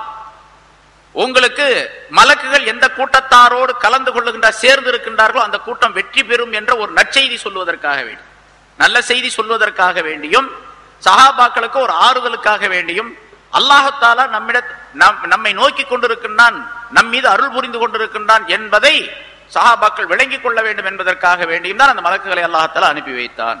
அதை அல்லாஹ் தஆலா அடுத்த ஆயத்திலே சொல்லுகின்றான், வமா ஜஅலஹுல்லாஹு இல்லா புஷ்ரா வலிதத்மஇன்ன பிஹி குலூபுக்கும். இந்த உதவியின் மூலமாக, மலக்குகளின் மூலமாக உதவி செய்ததின் காரணமாக அல்லாஹ் தஆலா அந்த உதவியை ஆக்கவில்லை, இல்லா புஷ்ரா, அந்த மலக்குகளுடைய வருகையை ஆக்கவில்லை, இல்லா புஷ்ரா, நற்செய்தியை தவிர வேறு எதுவுமாக ஆக்கவில்லை. இவங்களுக்கு ஒரு நற்செய்தி கிடைக்க வேண்டும். என்ன நல்ல செய்தி? மலக்குகள் நமக்கு உதவிக்கு வந்திருக்கின்றார்கள் அப்படிங்கிற நல்ல செய்தி, நமக்கு வெற்றி கிடைக்கும் என்ற நல்ல செய்தி. அதே மாதிரி வலிதத்மஇன்ன பிஹி குலூபுக்கும், உங்களுடைய கல்புகள், உங்களுடைய இதயங்கள் இதன் மூலமாக நிம்மதி பெற வேண்டும் என்பதற்காக வேண்டித்தான் இப்படி அனுப்பி வைத்தான். ஆனா வெற்றி என்பது, தோல்வி என்பதோ இந்த மனிதர்களின் மூலமாகவோ மலக்குகளின் மூலமாகவோ கிடையாது. மலக்குகளின் மூலமாக கிடையாது, மனிதர்களின் மூலமாக கிடையாது. வமன் நஸ்ரு இல்லா மின் இன்தில்லாஹ், உதவி என்பது அல்லாஹ் தஆலாவிடத்தில் இருந்தே தவிர வேறு யாரிடத்திலும் கிடையாது. எத்தனை மலக்கு வந்தாலும் சரி, எத்தனை கோடி பேர் வந்தாலும் சரி, வெற்றி கொடுக்கிறது யாரு? அல்லாஹ் இடத்துல தான். அல்லாஹின் மீதுதான் நம்பிக்கை வைக்க வேண்டும். என்ன படை பலம் இருந்தாலும் சரி, பணபலம் இருந்தாலும் சரி, பக்க பலம் இருந்தாலும் சரி, யார் இருந்தாலும் சரி, வெற்றி என்பது அல்லாஹ் கொடுக்கக்கூடியது. வமன் நஸ்ரு இல்லா மின் இன்தில்லாஹ், அல்லாஹ்வின் புறத்தில் இருந்தே தவிர வெற்றி என்பது கிடையாது. இன்னல்லாஹ அஸீஸுன் ஹகீம், நிச்சயமாக அல்லாஹ் தஆலா யாவற்றையும் மிகைத்தவன், ஞானம் நிறைந்தவன் என்பதையும் நீங்கள் விளங்கிக் கொள்ள வேண்டும் என்பதாக அல்லாஹ் தஆலா குறிப்பிடுகின்றான். ஆகவே படை பலம் அதிகமாக இருக்கின்றது, நாங்கள் வெற்றி அடைந்து விடுவோம் என்று எவரும் எருமாந்து விடக்கூடாது. என்னிடத்தில் பணம் இருக்கின்றது, நான் எதையும் சாதித்து விடுவேன் என்பதாக நினைத்து விடக்கூடாது. அல்லாஹ் எதை நாடுகின்றானோ அதுதான் நடக்கும். அல்லாஹ் யாருக்கு வெற்றி தர வேண்டும் என்று நாடுகின்றானோ அவர்களுக்குத்தான் வெற்றி கிடைக்கும் என்பதை புரிந்து கொள்ள வேண்டும். மக்கள், அதாவது சஹாபாக்கள் நிம்மதியோடு மன நிம்மதியாக இருக்க வேண்டும், அவர்களுக்கு ஒரு நற்செய்தி கிடைக்கக்கூடிய சூழ்நிலை ஏற்பட வேண்டும் என்பதற்காக வேண்டித்தான் அல்லாஹ் தஆலா மலக்குகளை இறக்கி வைத்தான் என்பதாக இங்கே சொல்லி காட்டுகின்றான். ஆக இந்த ஆயத்துகளின் மூலமாக பத்ர் போர் சம்பந்தமாக சில விஷயங்கள், அதே போன்று இன்ஷா அல்லாஹ் அடுத்த ஆயத்துகளிலும் அதே மாதிரி கருத்துக்கள் சொல்லப்படுகின்றன. அந்த பத்ர் போர்ல என்னென்ன நடந்தது என்ற சில உள்ளே உள்ள சில விவரங்கள், அந்த போர்க்களத்திலே நடந்த சில விவரங்கள், அதை பற்றியும் அல்லாஹ் தஆலா அடுத்த ஆயத்துக்களை சொல்லுகின்றான். இன்ஷா அல்லாஹ் அடுத்த வாரம் சம்பந்தமாக காணும். ஆக அல்லாஹ் தஆலா அந்த போரின் மூலமாக ஏற்படுத்திய அந்த வெற்றி இன்று உலகளவும் மிகப்பெரிய ஒரு தாக்கத்தை இஸ்லாமியர்களாக இருக்கக்கூடிய நம் மூலமாக அல்லாஹாலா ஏற்படுத்தி வைத்திருக்கின்றான். அல்லாஹாலாவுடைய வெற்றி நிச்சயமாக முஸ்லிம்களுக்கு உண்டு, அல்லாஹாலாவுடைய உதவி நிச்சயமாக முஸ்லிம்களுக்கு உண்டு என்பதை நம்பிக்கை கொண்டு செயல்படக்கூடியவர்களாக இருக்க வேண்டும் என்பதையும் அல்லாஹாலா தெரியப்படுத்துகின்றார். அத்தகைய நல்ல பண்புகளை நம் அனைவருக்கும் அல்லாஹாலா தந்தருள்வானார். அல்ஹம்துலில்லாஹி நஹ்மதுஹு வ நஸ்தஈனுஹு வ நஸ்தக்ஃபிருஹு வ நு'மினு பிஹி வ நதவக்கலு அலைஹி ونعوذ بالله من شرور أنفسنا ومن سيئات أعمالنا من يهده الله فلا مضل له ومن يضلله فلا هادي له ونشهد أن لا إله إلا الله وحده لا شريك له ونشهد أن سيدنا ونبينا مولانا محمدا عبده ورسوله أرسله الله في الحق بشيرا ونذيرا وداعيا إلى الله بإذنه وسراجا منيرا. أما بعد فقد قال الله تعالى في كلامه القديم أعوذ بالله من الشيطان الرجيم بسم الله الرحمن الرحيم إذ يغشيكم النعاس أمنة منه وينزل عليكم من السماء ماء ليطهركم به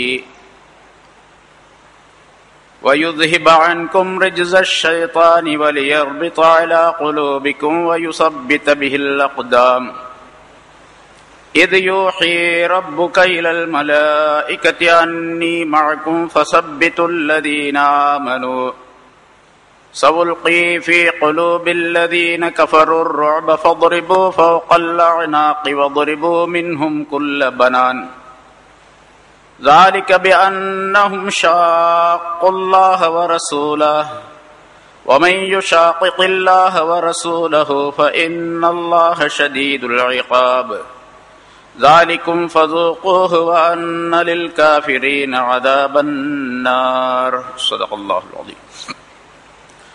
கண்ணியத்திற்குரிய பெரியோர்களே, சகோதரர்களே, அல்லாஹ் தஆலாவுடைய கிருபையால் 613வது வாரமாக தப்சீருடைய இந்த தொடர் பயான் இப்பொழுது ஆரம்பிக்கப்படுகிறது. சூரத்துல் அன்ஃபால் என்ற அத்தியாயத்தினுடைய 10 ஆயத்துகள் இதற்கு முன்னால் விளக்கம் சொல்லப்பட்டிருக்கின்றன. பத்ர் போர் சம்பந்தமாக சில விளக்கங்களை அல்லாஹ் தஆலா முந்தைய ஆயத்துகளில் குறிப்பிட்டார். அது சம்பந்தமாகவே இப்பொழுது வாசிக்கப்பட்ட இந்த ஆயத்துகளிலும் சில நிகழ்ச்சிகளை குறிப்பிடுகின்றான். இது யுகஷீகுமுன் நுஆஸ அமனத்தம் மின்ஹு. அந்த பத்ர் போர்க்களத்திலே அல்லாஹ் தஆலா ஒரு சிறிய தூக்கத்தை உங்களுக்கு போட்ட நேரத்தை நினைவு கூர்ந்து பாருங்கள். அந்த தூக்கம் அமனத்தம் மின்ஹு, அவனிடத்திலிருந்து உங்களுக்கு ஒரு பாதுகாப்பாக ஒரு சிறு தூக்கத்தை உங்களின் மீது போட்ட நேரத்தை நினைவு கூர்ந்து பாருங்கள் என்று அல்லாஹ் தஆலா குறிப்பிடுகின்றான். பத்ர் போர்க்களத்திலே என்ன நிகழ்ச்சிகள் ஏற்பட்டன, எப்படிப்பட்ட சூழ்நிலை இருந்தது என்பது பற்றியுள்ள விளக்கங்கள் சொல்லப்பட்டிருக்கின்றன. ரசூலுல்லாஹி ஸல்லல்லாஹு அலைஹி வஸல்லம் அவர்களும் சஹாபாக்களும் தங்கிய அந்த இடம், பத்ர் என்ற அந்த இடத்திலே மணற்பாங்கான இடமாக இருந்தது. மனிதர்கள் நின்றால் கால்கள் எல்லாம் மணலிலே புதையக்கூடிய நிலை இருந்தது.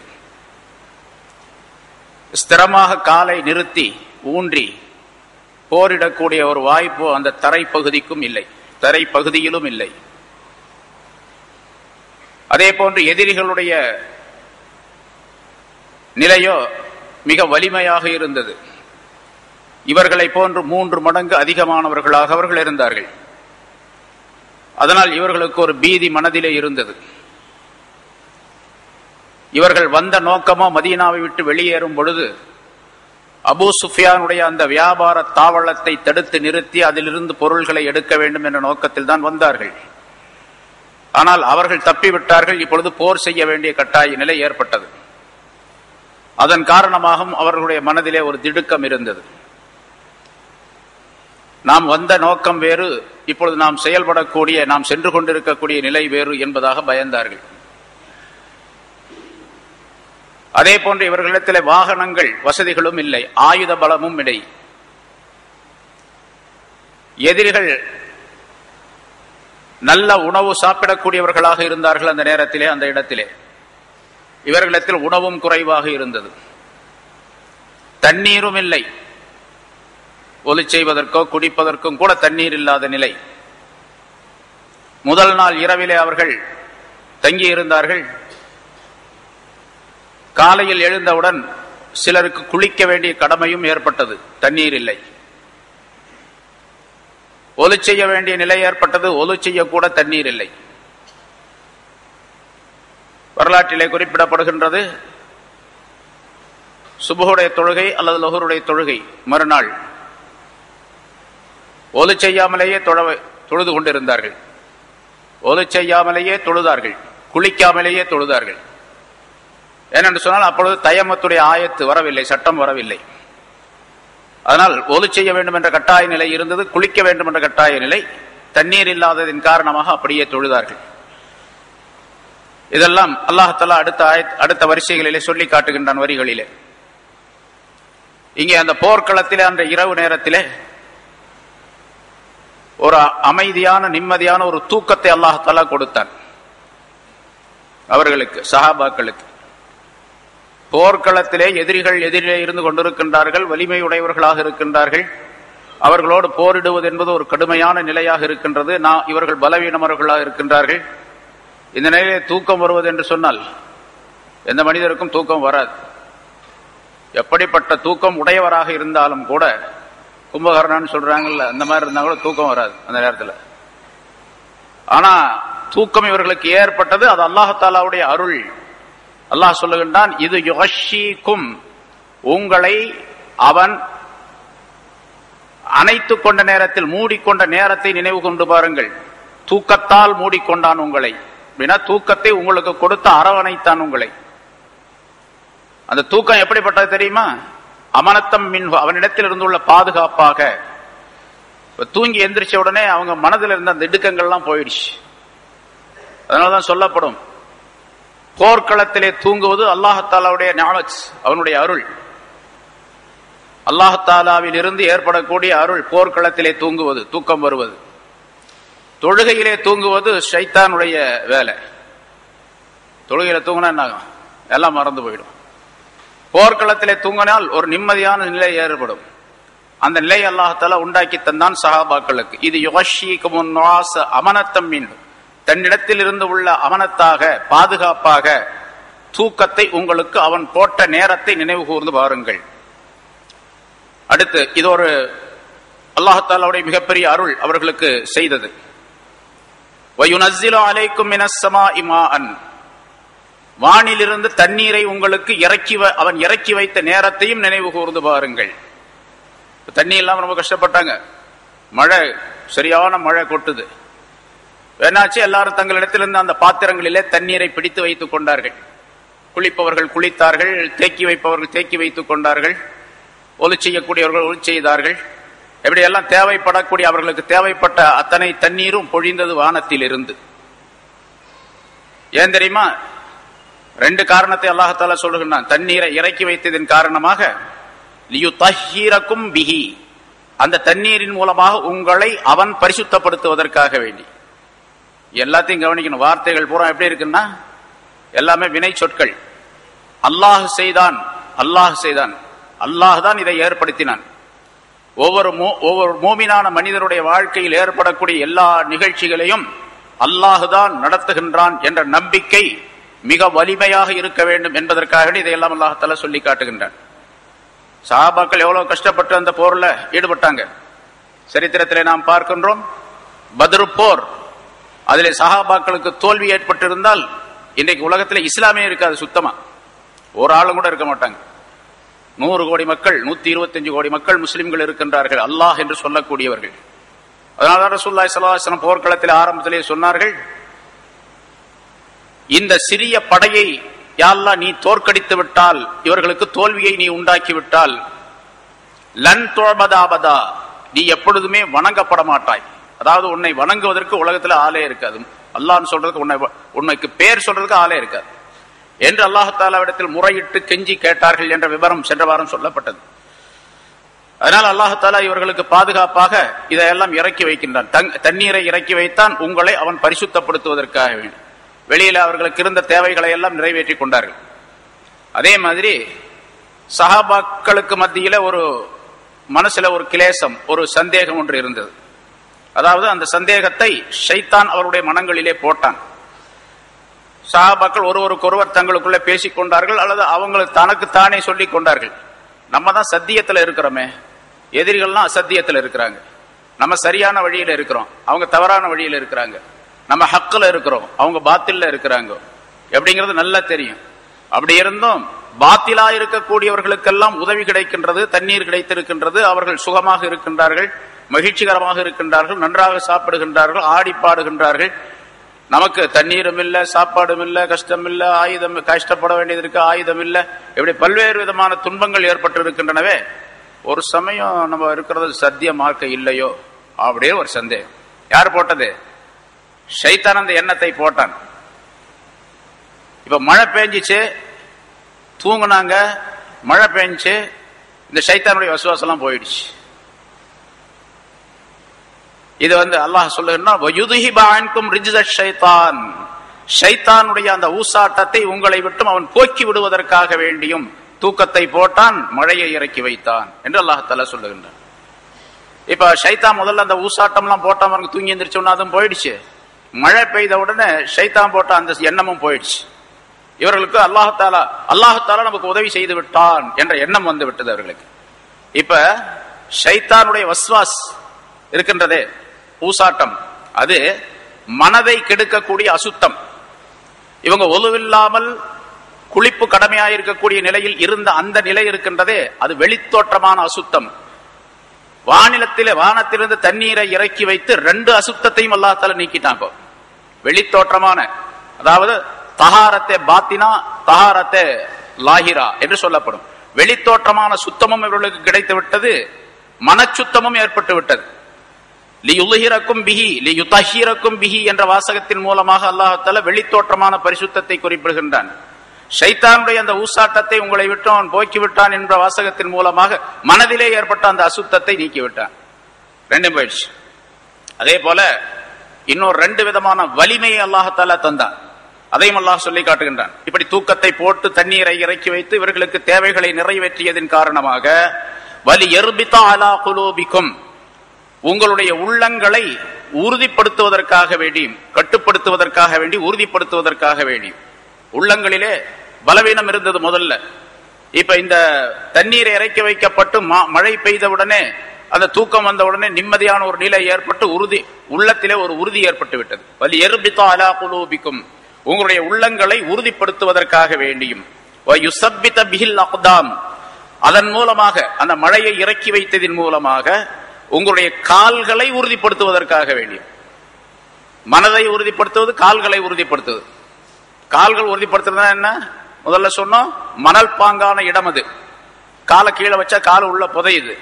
அப்படி இருக்கக்கூடிய இடத்துல ஸ்டெடியா நின்று எதிரிகளோடு போடிடுவது என்று கடுமையான நிலை. இப்ப மழை பெஞ்ச உடனே அது எப்படி ஆச்சு கேட்டா, பதப்படுத்தப்பட்ட பூமி மாதிரி ஆகி போச்சு, ரொம்ப ஸ்ட்ராங் ஆயிடுச்சு அந்த மணல் பூமி. இவங்க இருந்தது கொஞ்சம் மேட்டு பகுதி, எதிரிகள் அந்த பள்ளத்தை தாண்டி அடுத்த பகுதியில் இருக்கிறாங்க. அந்த பகுதி பூரா ரொம்ப ஸ்ட்ராங்கான பூமியா இருந்துச்சு, நல்ல பூமியா இருந்தது, நல்ல இடமாக இருந்தது. இப்ப மழை பெஞ்ச உடனே என்ன ஆயிடுச்சுன்னு கேட்டா, அதுக்கு சேரும் சகதியா ஆயிடுச்சு. இப்ப அவங்க கால் வச்சு சரியான ஸ்டெடியா நிக்க முடியாத சூழ்நிலை அவர்களுக்கு ஏற்பட்டுச்சு. அந்த மாதிரி அல்லாஹ் தஆலா ஒரே மழையிலே அந்த மழையை எதிரிகளுக்கு பாதகமாக, முஸ்லிம்களுக்கு சாதகமாக அல்லாஹ் தஆலா ஆக்கி வைத்தான். உள்ளத்தை அல்லாஹ் தஆலா உறுதிப்படுத்துவதற்காக வேண்டி உள்ளத்திலே ஒரு வீரத்தை அல்லாஹ் தஆலா கொடுத்து விட்டான். அதே போன்று கால்களை நிலையாக ஆக்குவதற்காக வேண்டி, கால்களை, பாதங்களை அதன் மூலமாக அவன் உறுதிப்படுத்தினான் என்று சொல்லும் போது வெளித்தோற்றமான ஒரு சக்தி கிடைத்து விட்டது. வெளித்தோற்றமான அந்தரங்கமான 2 விதமான சக்திகளையும் கொடுப்பதற்காக வேண்டி இப்படி நாம் தூக்கத்தை அளித்தோம், அதே போன்று மழையை உங்களுக்கு இறக்கி வைத்தோம் என்று அல்லாஹ் குறிப்பிடுகின்றான். அது மட்டுமல்ல, இன்னும் அவர்களுக்கு உதவி. இப்ப 4 விதமான உதவிகள் இங்க வந்திருக்குது இந்த ஆயத்துல, இப்ப சொல்லப்பட்டதுல. அதே போல இஸ் யூஹி ரப்புக இலல் மலாயிகத்தி அன்னி மஅக்கும் ஃபஸப்பித்துல் லதீன ஆமனு, அல்லாஹ் தஆலா மலக்குகளுக்கு உம்முடைய ரப்பு மலக்குகளுக்கு வஹி அறிவித்த செய்தி அறிவித்த நேரத்தையும் நினைவு கூர்ந்து பாருங்கள். அல்லாஹ் தஆலா சொல்றான், மலக்குகளை நான் இந்த போருக்கு போக சொன்னேன் அப்படின்னு சொல்றான். யூஹி ரப்பு கைலல் மலாயிகா, மலக்குகளுக்கு உம்முடைய ரப்பு செய்தி சொன்ன நேரத்தை நினைவு கூர்ந்து பாருங்கள். எப்படி சொன்னான்? அன்னி மாக்கும், நான் உங்களோடு இருக்கின்றேன். மலக்குகளை பார்த்து அல்லாஹ் தஆலா சொன்னான், ஃபஸப்பித்துல்லதீன ஆமனு, ஆகவே நீங்கள் போய் அந்த போர்க்களத்திற்கு போய் போர்க்களத்திலே ஈமான் கொண்ட அந்த மக்களை நீங்கள் உறுதிப்படுத்துங்கள். அதாவது அவர்களுக்கு தடுமாற்றம் ஏற்படாமல் அவர்கள் உறுதியாக நிற்கக்கூடிய ஒரு வேலையை நீங்கள் செய்யுங்கள். அதுக்கு நான் என்ன செய்வேன் தெரியுமா? சவுல்கி ஃபீ குலூபில்லதீன கஃபரு ருஅப, காஃபிரானவர்களுடைய இதயத்திலே நான் பயத்தை போட்டு விடுவேன். முதல்ல சொன்ன போன தடவை ஆயத்துல, போன வாரம் சொல்லப்பட்ட ஆயத்துல வந்தது, முதல்ல அல்லாஹ் தஆலா ரசூலுல்லாஹி ஸல்லல்லாஹு அலைஹி வஸல்லம் கேட்ட துஆவின் காரணமாக ஒரு 1000 மலக்குகளை முதலாவதாக அனுப்பி வைத்தான். சூரத்துல் பக்ராவிலே சொல்லப்பட்டது. அதற்கு பின்னால் அல்லாஹ் தஆலா 3000 மலக்குகளை அனுப்பி வைத்தான். அதாவது 2000 மலக்குகளை அதிகமாக அனுப்பி வைத்து 3000 ஆக்கினான். இன்னும் அல்லாஹ் தஆலா அடுத்து கொஞ்ச நேரத்தில் இன்னொரு 2000 அனுப்பி 5000 ஆக்கினான். ஆரம்பத்தில் 1000, அப்புறம் ஒரு 2000, 3000, அப்புறம் ஒரு 2000, 5000 மலக்குகளை அல்லாஹ் தஆலா அந்த போர்க்களத்திற்கு அனுப்பி வைத்தான். அந்த 5000 மலக்குகளிடத்தில் தான் இப்படி சொல்லுகின்றான் அல்லாஹ் தஆலா, நீங்கள் போர்க்களத்துக்கு போங்க, முஸ்லிம்களோடு சேர்ந்து போரிட போங்க. ஏன்னா மலக்குகளுக்கு போர் செஞ்செல்லாம் பழக்கம் கிடையாது. இதுக்கு முன்னால் எந்த போருக்கும் போனதில்லை. அவங்க எந்த நபிமார்களுடைய காலத்திலையும் போருக்காகவே அவங்க போனதில்லை. ஒன்னு வகை கொண்டு வருவார் ஜிப்ரீல் அலைஹிஸ்ஸலாம், எல்லாரும் சொன்னபடி கேட்கல அப்படின்னு சொன்னா அழிக்கிறதுக்காக ஒருத்தர் வருவார், அவ்வளவுதான். இந்த பிரச்சனை தான் நடந்துகிட்டு இருந்துச்சு. போர்க்களம்லாம் அங்க தெரியாது அவங்களுக்கு. போர் எப்படி செய்யணும் அப்படின்னு சொல்லி அல்லாஹ் தஆலா பயிற்சி கொடுக்குறான், அந்த மலக்குகளுக்கு சொல்லி கொடுக்குறான் அல்லாஹ் தஆலா. நீங்க போய் ஃபஸப்பித்துல்லதீன ஆமனு, ஈமான் கொண்டவர்களை உறுதிப்படுத்துங்கள். அதாவது நீங்கள் போவதின் மூலமாக மறைமுகமான உங்களுடைய சில வேலைகளின் காரணமாக, போன வாரமே சொன்னோம், மலக்குகள் அல்லாஹ் தஆலா அனுப்ப வேண்டிய அவசியமே கிடையாது. அப்படியே மலக்குகள் அனுப்புறதா இருந்தாலும் கூட அந்த 1000 பேர் எதிரிகள் இருந்தாங்க பாருங்க, அவங்கள பூராத்தையும் அழிக்கிறதுக்கு நசுக்கிறதுக்கு ஒரே ஒரு மலக்கு போதும், ஒருத்தர் போதும். 5000 பேர் என்னத்துக்கு? அவங்க 1000 பேர், இவங்க 5000 பேர் அப்படின்னு சொல்லும் போதே என்னங்க இது அநியாயம். அவர் 1000 பேர் இருந்தாங்க, 1000 பேர்கிட்ட போய் 5000 பேர் சண்டை போட்டு எப்படி ஜெயிக்க முடியும்? அது அந்த 1000 பேர் மனிதர்கள், 5000 பேர் மலக்குகள், வானவர்கள், இவங்ககிட்ட போய் சண்டை போட முடியுமா? அப்ப அவங்க தோத்து போனது சரிதான், இவங்க வெற்றியானது சரிதான் அப்படின்னு சொல்லக்கூடிய சூழ்நிலை. ஆனா அதுக்கு முன்னால விளக்கம் முன்னால் உள்ள ஆயத்துக்களை சொல்லப்பட்டது, வலி தத்மஇன்ன குலூபுக்கும் வ புஷ்ரா லக்கும் என்று 2 காரணங்களை அல்லாஹ் தஆலா சொன்னான். மலக்குகள் சண்டை போடுறதுக்காண்டி வரல. சண்டை போடுறதா இருந்தா ஒரே ஒரு மலக்கு போதும், ஜிப்ரீல் அலைஹிஸ்ஸலாம் போதும்ல. தாயிப்ல சொன்னார், ஒரே ஒரு மலக்கு வந்து சொன்னார், நான் மலைகளுக்கு அதிபதியாக ஆக்கப்பட்டு இருக்கிறேன், மலையினுடைய பொறுப்பு எனக்கு கொடுக்கப்பட்டிருக்கு, அல்லாஹ் தஆலா கொடுத்திருக்கிறான். நபியே நீங்க சொன்னீங்கன்னா இந்த தாயிஃப்க்கு 2 பக்கம் உள்ள அந்த 2 மலைகள், 2 பக்கத்தில் உள்ள மலைகள் எல்லாம் ஒன்னாச்ச சேர்த்து அப்படியே அந்த மக்கள்லாம் அழிச்சிடுறேன் அப்படின்னு சொல்லி அது மலக்கு சொன்னார் என்பதாக வரலாற்றில் வருகின்றது இல்லையா? ஒரே ஒரு மலக்கு தான் மலையெல்லாம் சேர்த்து அழிச்சு போடுறேன் அப்படின்னாரு. அது ஒரு மலக்கு போதுமே, ரெண்டுக்கு இவ்வளவு பேர் அப்படின்னு கேட்டா, உங்களுக்கு ஒரு நற்செய்தி சொல்றதுக்காக உங்களுக்கு உதவிக்கு மலக்குகள் வந்தார்கள் அப்படின்னு தெரியணும்.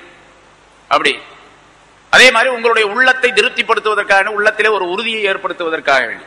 ஆனா இங்கே அல்லாஹ் தஆலா அந்த வந்த மலக்குகளும் கூட சில பேர் போரிட்டாங்க அப்படின்னு சொன்னா, இவங்களுக்கு உதவியா அவர் போகும்போது கூட அப்படி போவாரு, இப்படி போவார், இவ்வளவுதான். 1-2 பேர் அப்படி போரிடக்கூடிய சூழ்நிலையை உண்டாக்கி வைத்தான். அது வரலாற்றில் சில சம்பவங்கள் குறிப்பிடப்பட்டு இருக்கின்றது. பின்னால் அவர் இது யூஹி ரப்புக லில் மலாயிகத்தி இலல் மலாயிகத்தி அன்னி மஅக்கும் ஃபஸப்பித்துல்லதீன ஆமனு, ஈமான் கொண்டவர்களை நீங்கள் உறுதிப்படுத்துங்கள், அவர்களுக்கு அந்த உறுதியை கொடுக்கக்கூடிய. பொதுவாகவே ஒரு இடத்திற்கு மலக்குகள், ரஹ்மத்துடைய அல்லாஹுடைய ரஹ்மத்துடைய மலக்குகள் வந்துவிட்டால் அவங்க இருக்கிறது நமக்கு தெரியாது. ஆனா ஒரு நிம்மதியான ஒரு சூழ்நிலை, நிம்மதியான மனப்பான்மை அந்த இடத்துல ஏற்படும். நம்ம இங்க இருக்கிறோம், இது மஸ்ஜித் எப்பவுமே மலக்குகள் வருகை தரக்கூடிய இடம். ரஹ்மத்துடைய மலக்குகள் வந்து நிரம்பிக்கிட்டு இருப்பாங்க. இப்போ நிறைய உட்கார்ந்து இருக்கிறாங்க, நமக்கு தெரியாது எவ்வளவு பேர் இருக்காங்கன்னு தெரியாது. இந்த நிறைய மலக்குகள் இங்க இருக்கிறதுனாலதான் மஸ்ஜிதுக்குள்ள வந்தாவே நிம்மதி. மஸ்ஜிதுக்குள்ள வந்தா யாராவது கஷ்டப்படக்கூடிய, துன்பப்படக்கூடிய மக்கள் அந்த துன்பத்தை நீக்கிக் கொள்ள வேண்டும் சொன்னா நேரா மஸ்ஜிதுக்கு தான் வரணும். மஸ்ஜிதுல வந்து உட்கார்ந்தீங்கன்னாவே நிம்மதியான ஒரு நிலை ஏற்படும். மஸ்ஜிதுல வந்து உட்கார்ந்தா அதை ஃபேன் போட்டிருக்காங்க, அதனால குளுகுளுன்னு இருக்குது, அதில் வெயில் அடிக்காம இருக்குது, குழு குழுன்னு இருக்குது, அதுக்காக வேண்டிய அல்ல, அந்த நிலை அல்ல. உண்மையிலே அல்லாஹாலாவுடைய மலக்குகள் இங்கு இருக்கின்றார்கள். அதன் காரணமாக அவர்களின் காரணமாக அல்லாஹாலா ஒரு நிம்மதியான சூழ்நிலையை அங்கே இருக்கக்கூடிய மக்களுக்கும் மனிதர்களுக்கும் தந்து விடுகின்றான் என்பது பொருளாகும். அதனால அதிகமாக மஸ்ஜிதுடன் தொடர்புள்ளவர்களாக இருங்கள் என்பதாக சொல்லப்பட்டிருக்கின்றது. சரி, இப்ப மலக்குகள் வந்தாங்க, நீங்க ஈமான் கொண்டவர்களுக்கு ஒரு உறுதியை ஏற்படுத்துங்கள் அப்படின்னு சொன்ன அல்லாஹாலா, காஃபிரானவர்களுடைய உள்ளங்களிலே பயத்தை விரைவிலேயே நான் போட்டு விடுவேன். அவருடைய உள்ளங்கள்ல ஒரு பயம். பாருங்க, இவங்க 313 பேர் இருந்தாங்க, இவங்க போரிடுறாங்க, எதிரிகள் வீழ்ந்து கொண்டே இருக்கின்றார்கள் நிறைய பேர். அதனால பார்த்த உடனே அவங்களுக்கு ஆரம்பத்திலேயே ஒரு பீதி ஏற்பட்டு போச்சு, ஒரு திடுக்கம். ரோப் என்று சொன்னால் திடுக்கம், பயம் அப்படின்னு சொல்றது வேற, திடுக்கம்ங்கிறது வேற. ரோப், ஒரு திடுக்கம் ஏற்பட்டு விட்டது அவர்களுக்கு, நான் போட்டு விடுவேன். அதே போல மலக்குகளுக்கு அல்லாஹ் சொன்னா, ஃபதுரிபு ஃபௌகல்லானாகி, நீங்க போய் மலக்குகள்கிட்ட சொல்றான் அல்லாஹ் தஆலா, கழுத்துகளுக்கு மேலாக, கழுத்துக்கு மேலாக அப்படின்னு சொன்னா தலை, கழுத்துக்கு மேல உள்ளது என்ன? தலை. அடியுங்கள், கழுத்துக்கு மேல் உள்ள பகுதியை அடியுங்கள் அப்படின்னு சொன்னா. நீங்க வெட்டும் போது மலக்கள்கிட்ட சொல்றான், நீங்க சில பேர் சண்டை போடணும், அப்படி சண்டை போடும் போது உங்களுடைய வாள்களால் எதிரிகளுடைய கழுத்துகளுக்கு மேலே அடியுங்கள் அப்படின்னா 2 கருத்து சொல்லப்பட்டிருக்கு. தலையில அடியுங்க அப்படின்னு சொல்லிட்டு ஒரு அர்த்தம், தலையில. ஏன்னா பொதுவாக யாரா இருந்தாலும் நீ தலையில அடிச்சா உடனே ஆள் காலி இல்லையா? தலையை பார்த்து சுட்டான்னு வச்சுங்க, ரிவால்வர்ல ஆள் காலியா போயிடுவான். கழுத்துல சுட்டாலும் ஆள் காலியா போயிடுவான். மற்ற இடங்கள்ல எல்லாம் சுட்டா, ஹார்ட் இருக்கிற இடத்துல சுட்டாலும் காலியா போயிடுவான். அதுக்கு கீழே சுட்டா அது சுடப்பட்ட பகுதி மட்டும் டேமேஜ் ஆயிடும், ஆள் பொழைச்சுக்குவான். அப்ப கழுத்துல அடிக்க சொல்லி சொன்னது தலையிலோ அல்லது கழுத்திலே நீங்கள் அடியுங்கள், ஆளை காலி பண்ணுங்கன்னு அர்த்தம். இந்த இடத்துல அடிச்சீங்கன்னா ஆள் காலி ஆயிடுவான் உடனே அப்படின்னு அர்த்தம். அல்லாஹ் சொல்லி கொடுக்குறான், கமாண்ட்மெண்ட் பண்ற அந்த மலக்குகளுக்கு இப்படித்தான் நீங்க போரிடணும் அப்படின்னு சொல்லிட்டு. பிறகு வதரிபு மின்ஹும் குல்ல பனான், அடுத்து ஒரு கருத்தை அல்லாஹ் சொல்லுகின்றான், அவர்களிலிருந்து ஒவ்வொருவருடைய விரல்களையும் அடித்து நசுக்குங்கள் அப்படின்னு சொல்றான். விரல்களை பனான் அப்படின்னு சொன்னா இந்த ஓரம், விரலுடைய நுனி, இந்த நுனியை நீங்கள் நசுக்குங்கள், விரல் நுனிகளை நீங்கள் நசுக்கி விடுங்கள். வதரிபு அடியுங்கள் அப்படின்னு சொன்னா அடித்து நசுக்குங்கள். விரல் நுனிகளை, கால் கையுடைய விரல் நுனிகள் நசுக்கப்பட்டு விட்டால் அது டேமேஜ் ஆயிடுச்சுன்னு வச்சுங்க, பழுதுபட்டு போச்சு அப்படின்னு சொன்னா வாளும் பிடிக்க முடியாது, ஆளும் பிடிக்க முடியாது. விரல் நுனி மட்டும் டேமேஜ் ஆயிடுச்சு வச்சுங்க, நசுங்கி போச்சு, அது எதுவுமே பண்ண முடியாது. நுனிதான், வேற எந்த இடத்துல வச்சாலும் கூட அடிச்சாலும் கூட ஏதாச்சும் ஒரு வழி செஞ்சு ஏதாச்சும் செஞ்சிடலாம். இந்த விரல் நுனிகள் மட்டும் 10 விரல் நசுங்கி போச்சுன்னு வச்சுங்க, விரலுடைய நுனிகள். அதே மாதிரி காலில் நசுங்கி போச்சுன்னு சொன்னா நடக்கிறது நொண்டி நடக்கிறது கஷ்டமா இருக்கும். கையில இருந்துச்சுன்னா வாழை பிடிக்க முடியாது, துப்பாக்கி பிடிக்க முடியாது, ஒண்ணுமே பிடிக்க முடியாது, எதுவுமே பிடிக்க முடியாது. அப்ப அது ஆயுதங்களை பிடிப்பதற்கும் மனிதர்களை பிடிப்பதற்கும் மனிதர்களிடத்தில் சண்டை போடுவதற்கும் இந்த விரல்கள் ரொம்ப பாதுகாப்பாக, ரொம்ப தேவைப்படக்கூடிய மிகப்பெரிய ஆயுதமாக இருக்குது. அதனால விரல் நுனிகளை நீங்கள் அடியுங்கள், நசுக்குங்கள் என்று அல்லாஹ் சொல்லிக் கொடுத்து, தலையில அடிங்க, விரல் நுனியில அடி. போர் முறை ரசூலுல்லாஹ் அல்லாஹ் தஆலா மலக்குகளுக்கு சொல்லி கொடுக்கிறான், சொல்லி அனுப்புறான். இப்படி ஃபதரிபு ஃபௌகல் ஆனாகி வதரிபு மின்ஹும் குல்ல பனான். சரி, இப்படி இது அல்லாஹ் தஆலா முஸ்லிம்களுக்கு செய்த மிகப்பெரிய உதவி அது. ஸாலிக பிஅன்னஹும், சரி இப்படியெல்லாம் அல்லாஹ் தஆலா இந்த மலக்குகளை அனுப்பி இவர்களுக்கு உதவி செய்ததற்கு காரணம் என்ன தெரியுமா? ஸாலிக, ஏன் இவர்களுக்கு இந்த எதிரிகளுக்கு எதிராக இவ்வளவு பெரிய நடவடிக்கை எடுக்கணும் அல்லாஹ் தஆலா மலக்குகளை அனுப்பி இவ்வளவு செய்யணும் அப்படின்னு கேட்டா, ஸாலிக பிஅன்னஹும் ஷாக்குல்லாஹ வ ரசூலஹு, இவர்கள் அல்லாஹுக்கும் அவனுடைய ரசூலுக்கும் மாறுபட்டு நடந்தார்கள் என்ற காரணத்தினால், அல்லாஹுக்கும் அவனுடைய ரசூலுக்கும் மாறுபட்டு நடந்தார்கள். அல்லாஹ் சொன்னதையும் ரசூல் சொன்னதையும் கேட்கல. சொல்லி சொல்லி பார்த்தாங்க, நீண்ட காலம் சொன்னாங்க, அவங்க கேட்கவே இல்லை. எத்தனையோ உபதேசங்கள், எத்தனையோ வழிமுறைகளை எல்லாம் கையாண்டார்கள், எதையும் அவர்கள் கேட்கவே இல்லை. அதன் காரணமாக அவர்களுக்கு இந்த தண்டனை, தாலிக இந்த தண்டனை, இப்படி கொடுக்கப்பட்ட இந்த விஷயம், பிஅன்னஹும் ஷாக்குல்லாஹ வ ரசூலஹு, அல்லாஹுக்கும் அவனுடைய ரசூலுக்கும் அவர்கள் மாறுபட்டு நடந்தார்கள், மனத்துன்பத்தை தந்தார்கள் என்ற காரணத்தினால் தான் என்று அல்லாஹ் தஆலா சொல்லுகின்றான்.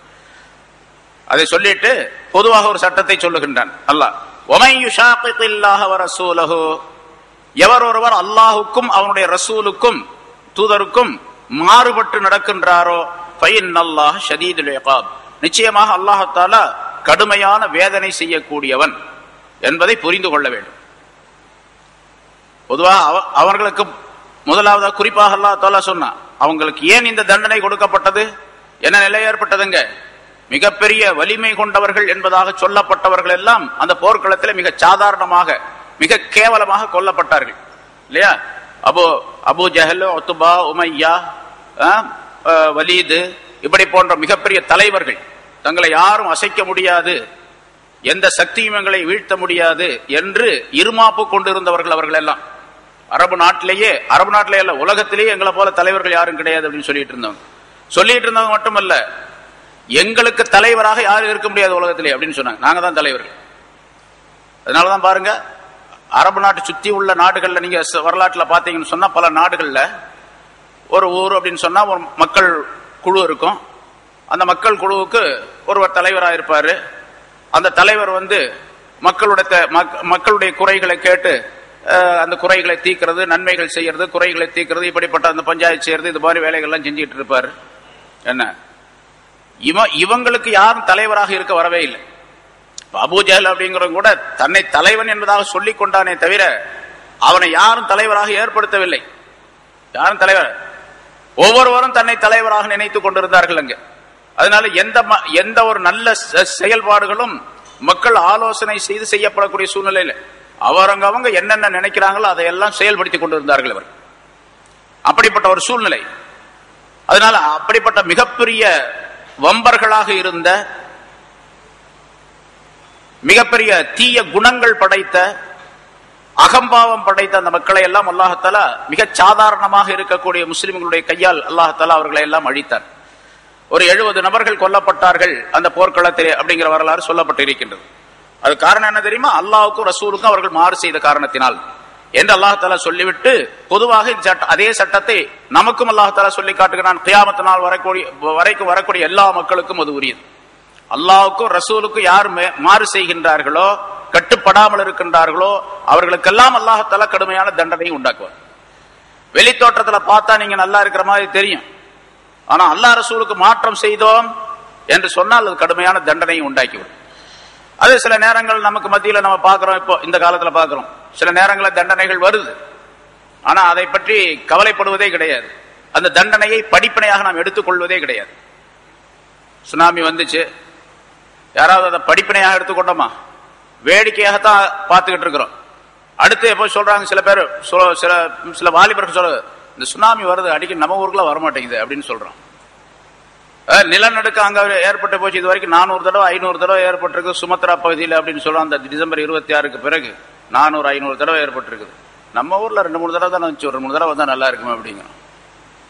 வந்தா என்ன ஆகும்னு தெரியாது, என்ன கதி ஏற்படும் அப்படிங்கிறது தெரியாது. வந்தா நல்லா இருக்கும், வேடிக்கை பார்க்கலாம் அப்படின்னு சொல்றோம்.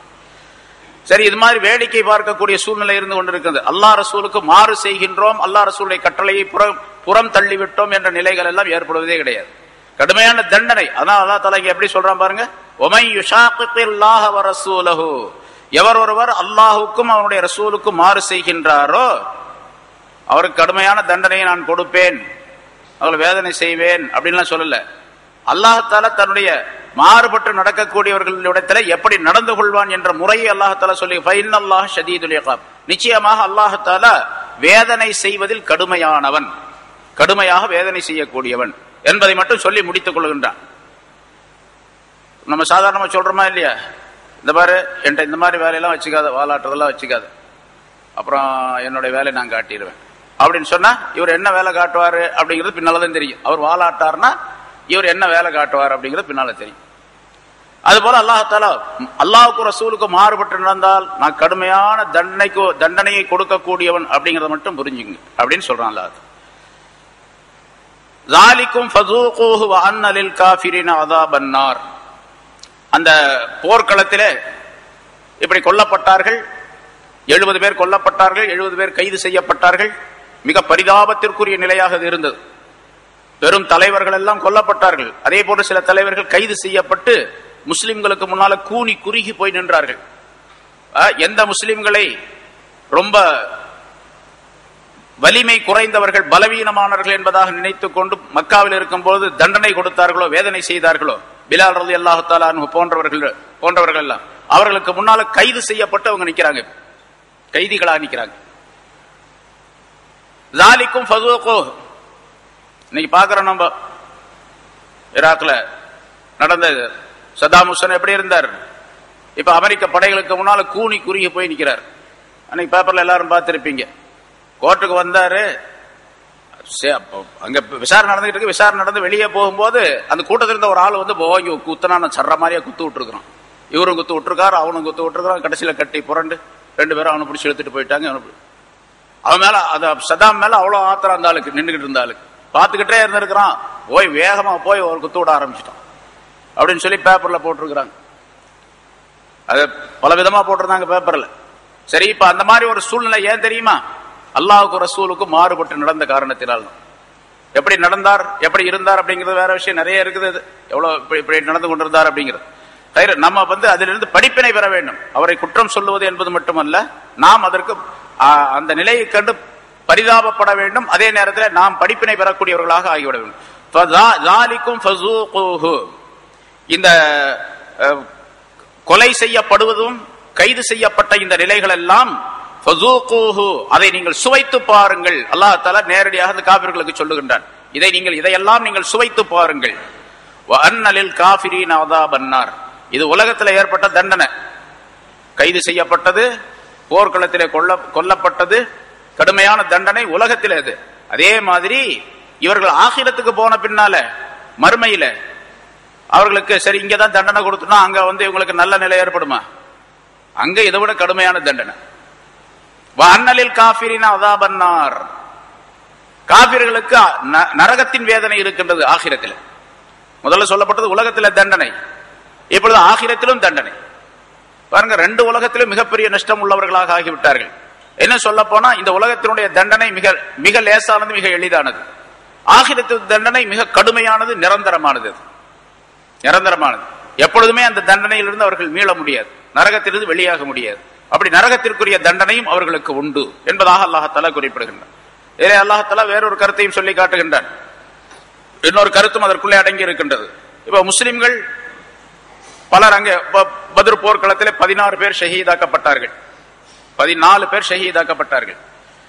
ஷஹீதாக்கப்பட்ட அவர்கள் இப்ப 70 பேர் அவங்க கொல்லப்பட்டார்கள். இவங்க 14 பேர் ஷஹீதாக்கப்பட்டார்கள், கொல்லப்பட்டார்கள். இப்ப அவங்களும் கொல்லப்பட்டார்கள், இவர்களும் கொல்லப்பட்டார்கள். அப்படித்தானே? ஆனா இவர்கள் கொல்லப்பட்டதும் அவர்கள் கொல்லப்பட்டதும் நேர் வித்தியாசமான நிலைக்குரியது. உஹது போர், அடுத்த வருஷம் உஹது போர் நடந்தது அல்லவா? அந்த உஹது போரிலே அபூ சுஃபியான் சொன்னார், இப்ப இங்க எப்படி பத்ர் போர்ல நடந்ததோ அதே மாதிரி முஸ்லிம்களுக்கு ஏற்பட்டது அங்க உஹது போர்ல. 70 பேர் ஷஹீதானார்கள் அங்க. ஆனா கைது செய்யப்படவில்லை, கைது செய்தல் என்ற நிலை ஏற்படவில்லை. இந்த 70 பேர் பதிலாக அங்க 70 பேர் ஷஹீதாக்கப்பட்டார்கள் முஸ்லிம்களிலே சஹாபாக்கள். அந்த போர்க்களத்திலே அபூ சுஃபியான் சொன்னார், உங்களுக்கு ஏற்பட்டதை போன்றே எங்களுக்கும் ஏற்பட்டது, எங்களுக்கு ஏற்பட்டதை போன்றே உங்களுக்கும் ஏற்பட்டது என்பதாக சொன்னார். அதாவது அங்க நாங்க 70 பேர் மடிந்தோம், அதே மாதிரி இப்போ நீங்க வந்து 70 பேர் ஷஹீதாக்கப்பட்டீர்கள் அப்படின்னு சொல்லிட்டு எங்களுக்கு ஏற்பட்டதான் உங்களுக்கும் ஏற்பட்டது அப்படின்னு சொன்னார். ரசூலுல்லாஹி ஸல்லல்லாஹு அலைஹி வஸல்லம் அப்பாஸ் ரலியல்லாஹு தஆலா முதல்ல அப்பாஸ் ரலியல்லாஹு தஆலா அவர்கள் பத்ர் போர்க்களத்தில் எதிரிகளோடு சேர்ந்திருந்தார். கைதிகளிலே ஒருவராக இருந்தார். ரசூலுல்லாஹி ஸல்லல்லாஹு அலைஹி வஸல்லம் அவருடைய சிறிய தந்தை அல்லது பெரிய தந்தை. ஆனா உஹது போர்க்களம், அடுத்த போர்க்களம் வரும் பொழுது முஸ்லிம்களோடு சேர்ந்து கொண்டார். இஸ்லாத்துக்கு வந்து முஸ்லிம்களோடு சேர்ந்து கொண்டார். அப்பாஸ் ரலியல்லாஹு தஆலா அவர்கள் ரொம்ப குரல் சப்தம் அதிகமான ஒரு பெரிய வாய்ஸ் சத்தம் உள்ளவர்கள். அதனால சத்தம் போட்டு சொல்ல சொன்னாங்க. அபூ சுஃபியான் சொன்னார், எதிரிகளுடைய அந்த படையில் இருந்து நாங்களும் நீங்களும் ஒண்ணுதான் அப்படின்னு சொன்னார். ஸல்லல்லாஹு அலைஹி வஸல்லம் சொல்ல சொன்னாங்க, நாங்களும் நீங்களும் ஒண்ணல்ல, நாங்களும் நீங்களும் ஒண்ணல்ல என்று சொல்லிவிட்டு ரசூலுல்லாஹி ஸல்லல்லாஹு அலைஹி வஸல்லம் அந்த வாசகத்தை சொல்லிக் கொடுக்கின்றார்கள். இப்படி சொல்லுங்கள் என்பதாக. நீங்கள் எல்லாம் போர்க்களத்திலே மடிந்தவர்கள் தான், ஆனால் அதே நேரத்திலே நரகத்திலே வேதனை செய்யப்படக்கூடியவர்களாக இருந்து கொண்டிருக்கின்றீர்கள். நரகத்தில் போடப்பட்டு வேதனை செய்யப்படக்கூடியவர்களாக இருந்து கொண்டிருக்கின்றீர்கள். ஆனால் நாங்களும் மடிந்தவர்கள் தான், போர்க்களத்திலே எதிரிகளால் தாக்கப்பட்டு அழிந்தவர்கள் தான். ஆனால் நஹ்னு ஃபில் ஜன்னதி யுர்ஸகூன், நாங்கள் எல்லாம் போர்க்களத்திலே, அதாவது சொர்க்கத்திலே உணவு கொடுக்கப்படக்கூடியவர்களாக இருக்கின்றோம். முஸ்லிம்கள் இறந்துவிட்டால் சொர்க்கம் செல்லுவார்கள். சொர்க்கத்திலே உணவு அளிக்கப்படக்கூடியவர்களாக, கண்ணியம் அளிக்கப்படக்கூடியவர்களாக அவர்கள் இருக்கின்றார்கள். நீங்கள் நரகத்திலே இழிவுபடுத்தப்படக்கூடியவர்களாக தண்டனைக்குரியவர்களாக இருந்து கொண்டிருக்கின்றீர்கள் என்று சொல்லுங்கள் என்பதாக சொன்னார்கள். ஹஜ்ரத் ரசூலுல்லாஹி ஸல்லல்லாஹு அலைஹி வஸல்லம் ஹஜ்ரத் அப்பாஸ்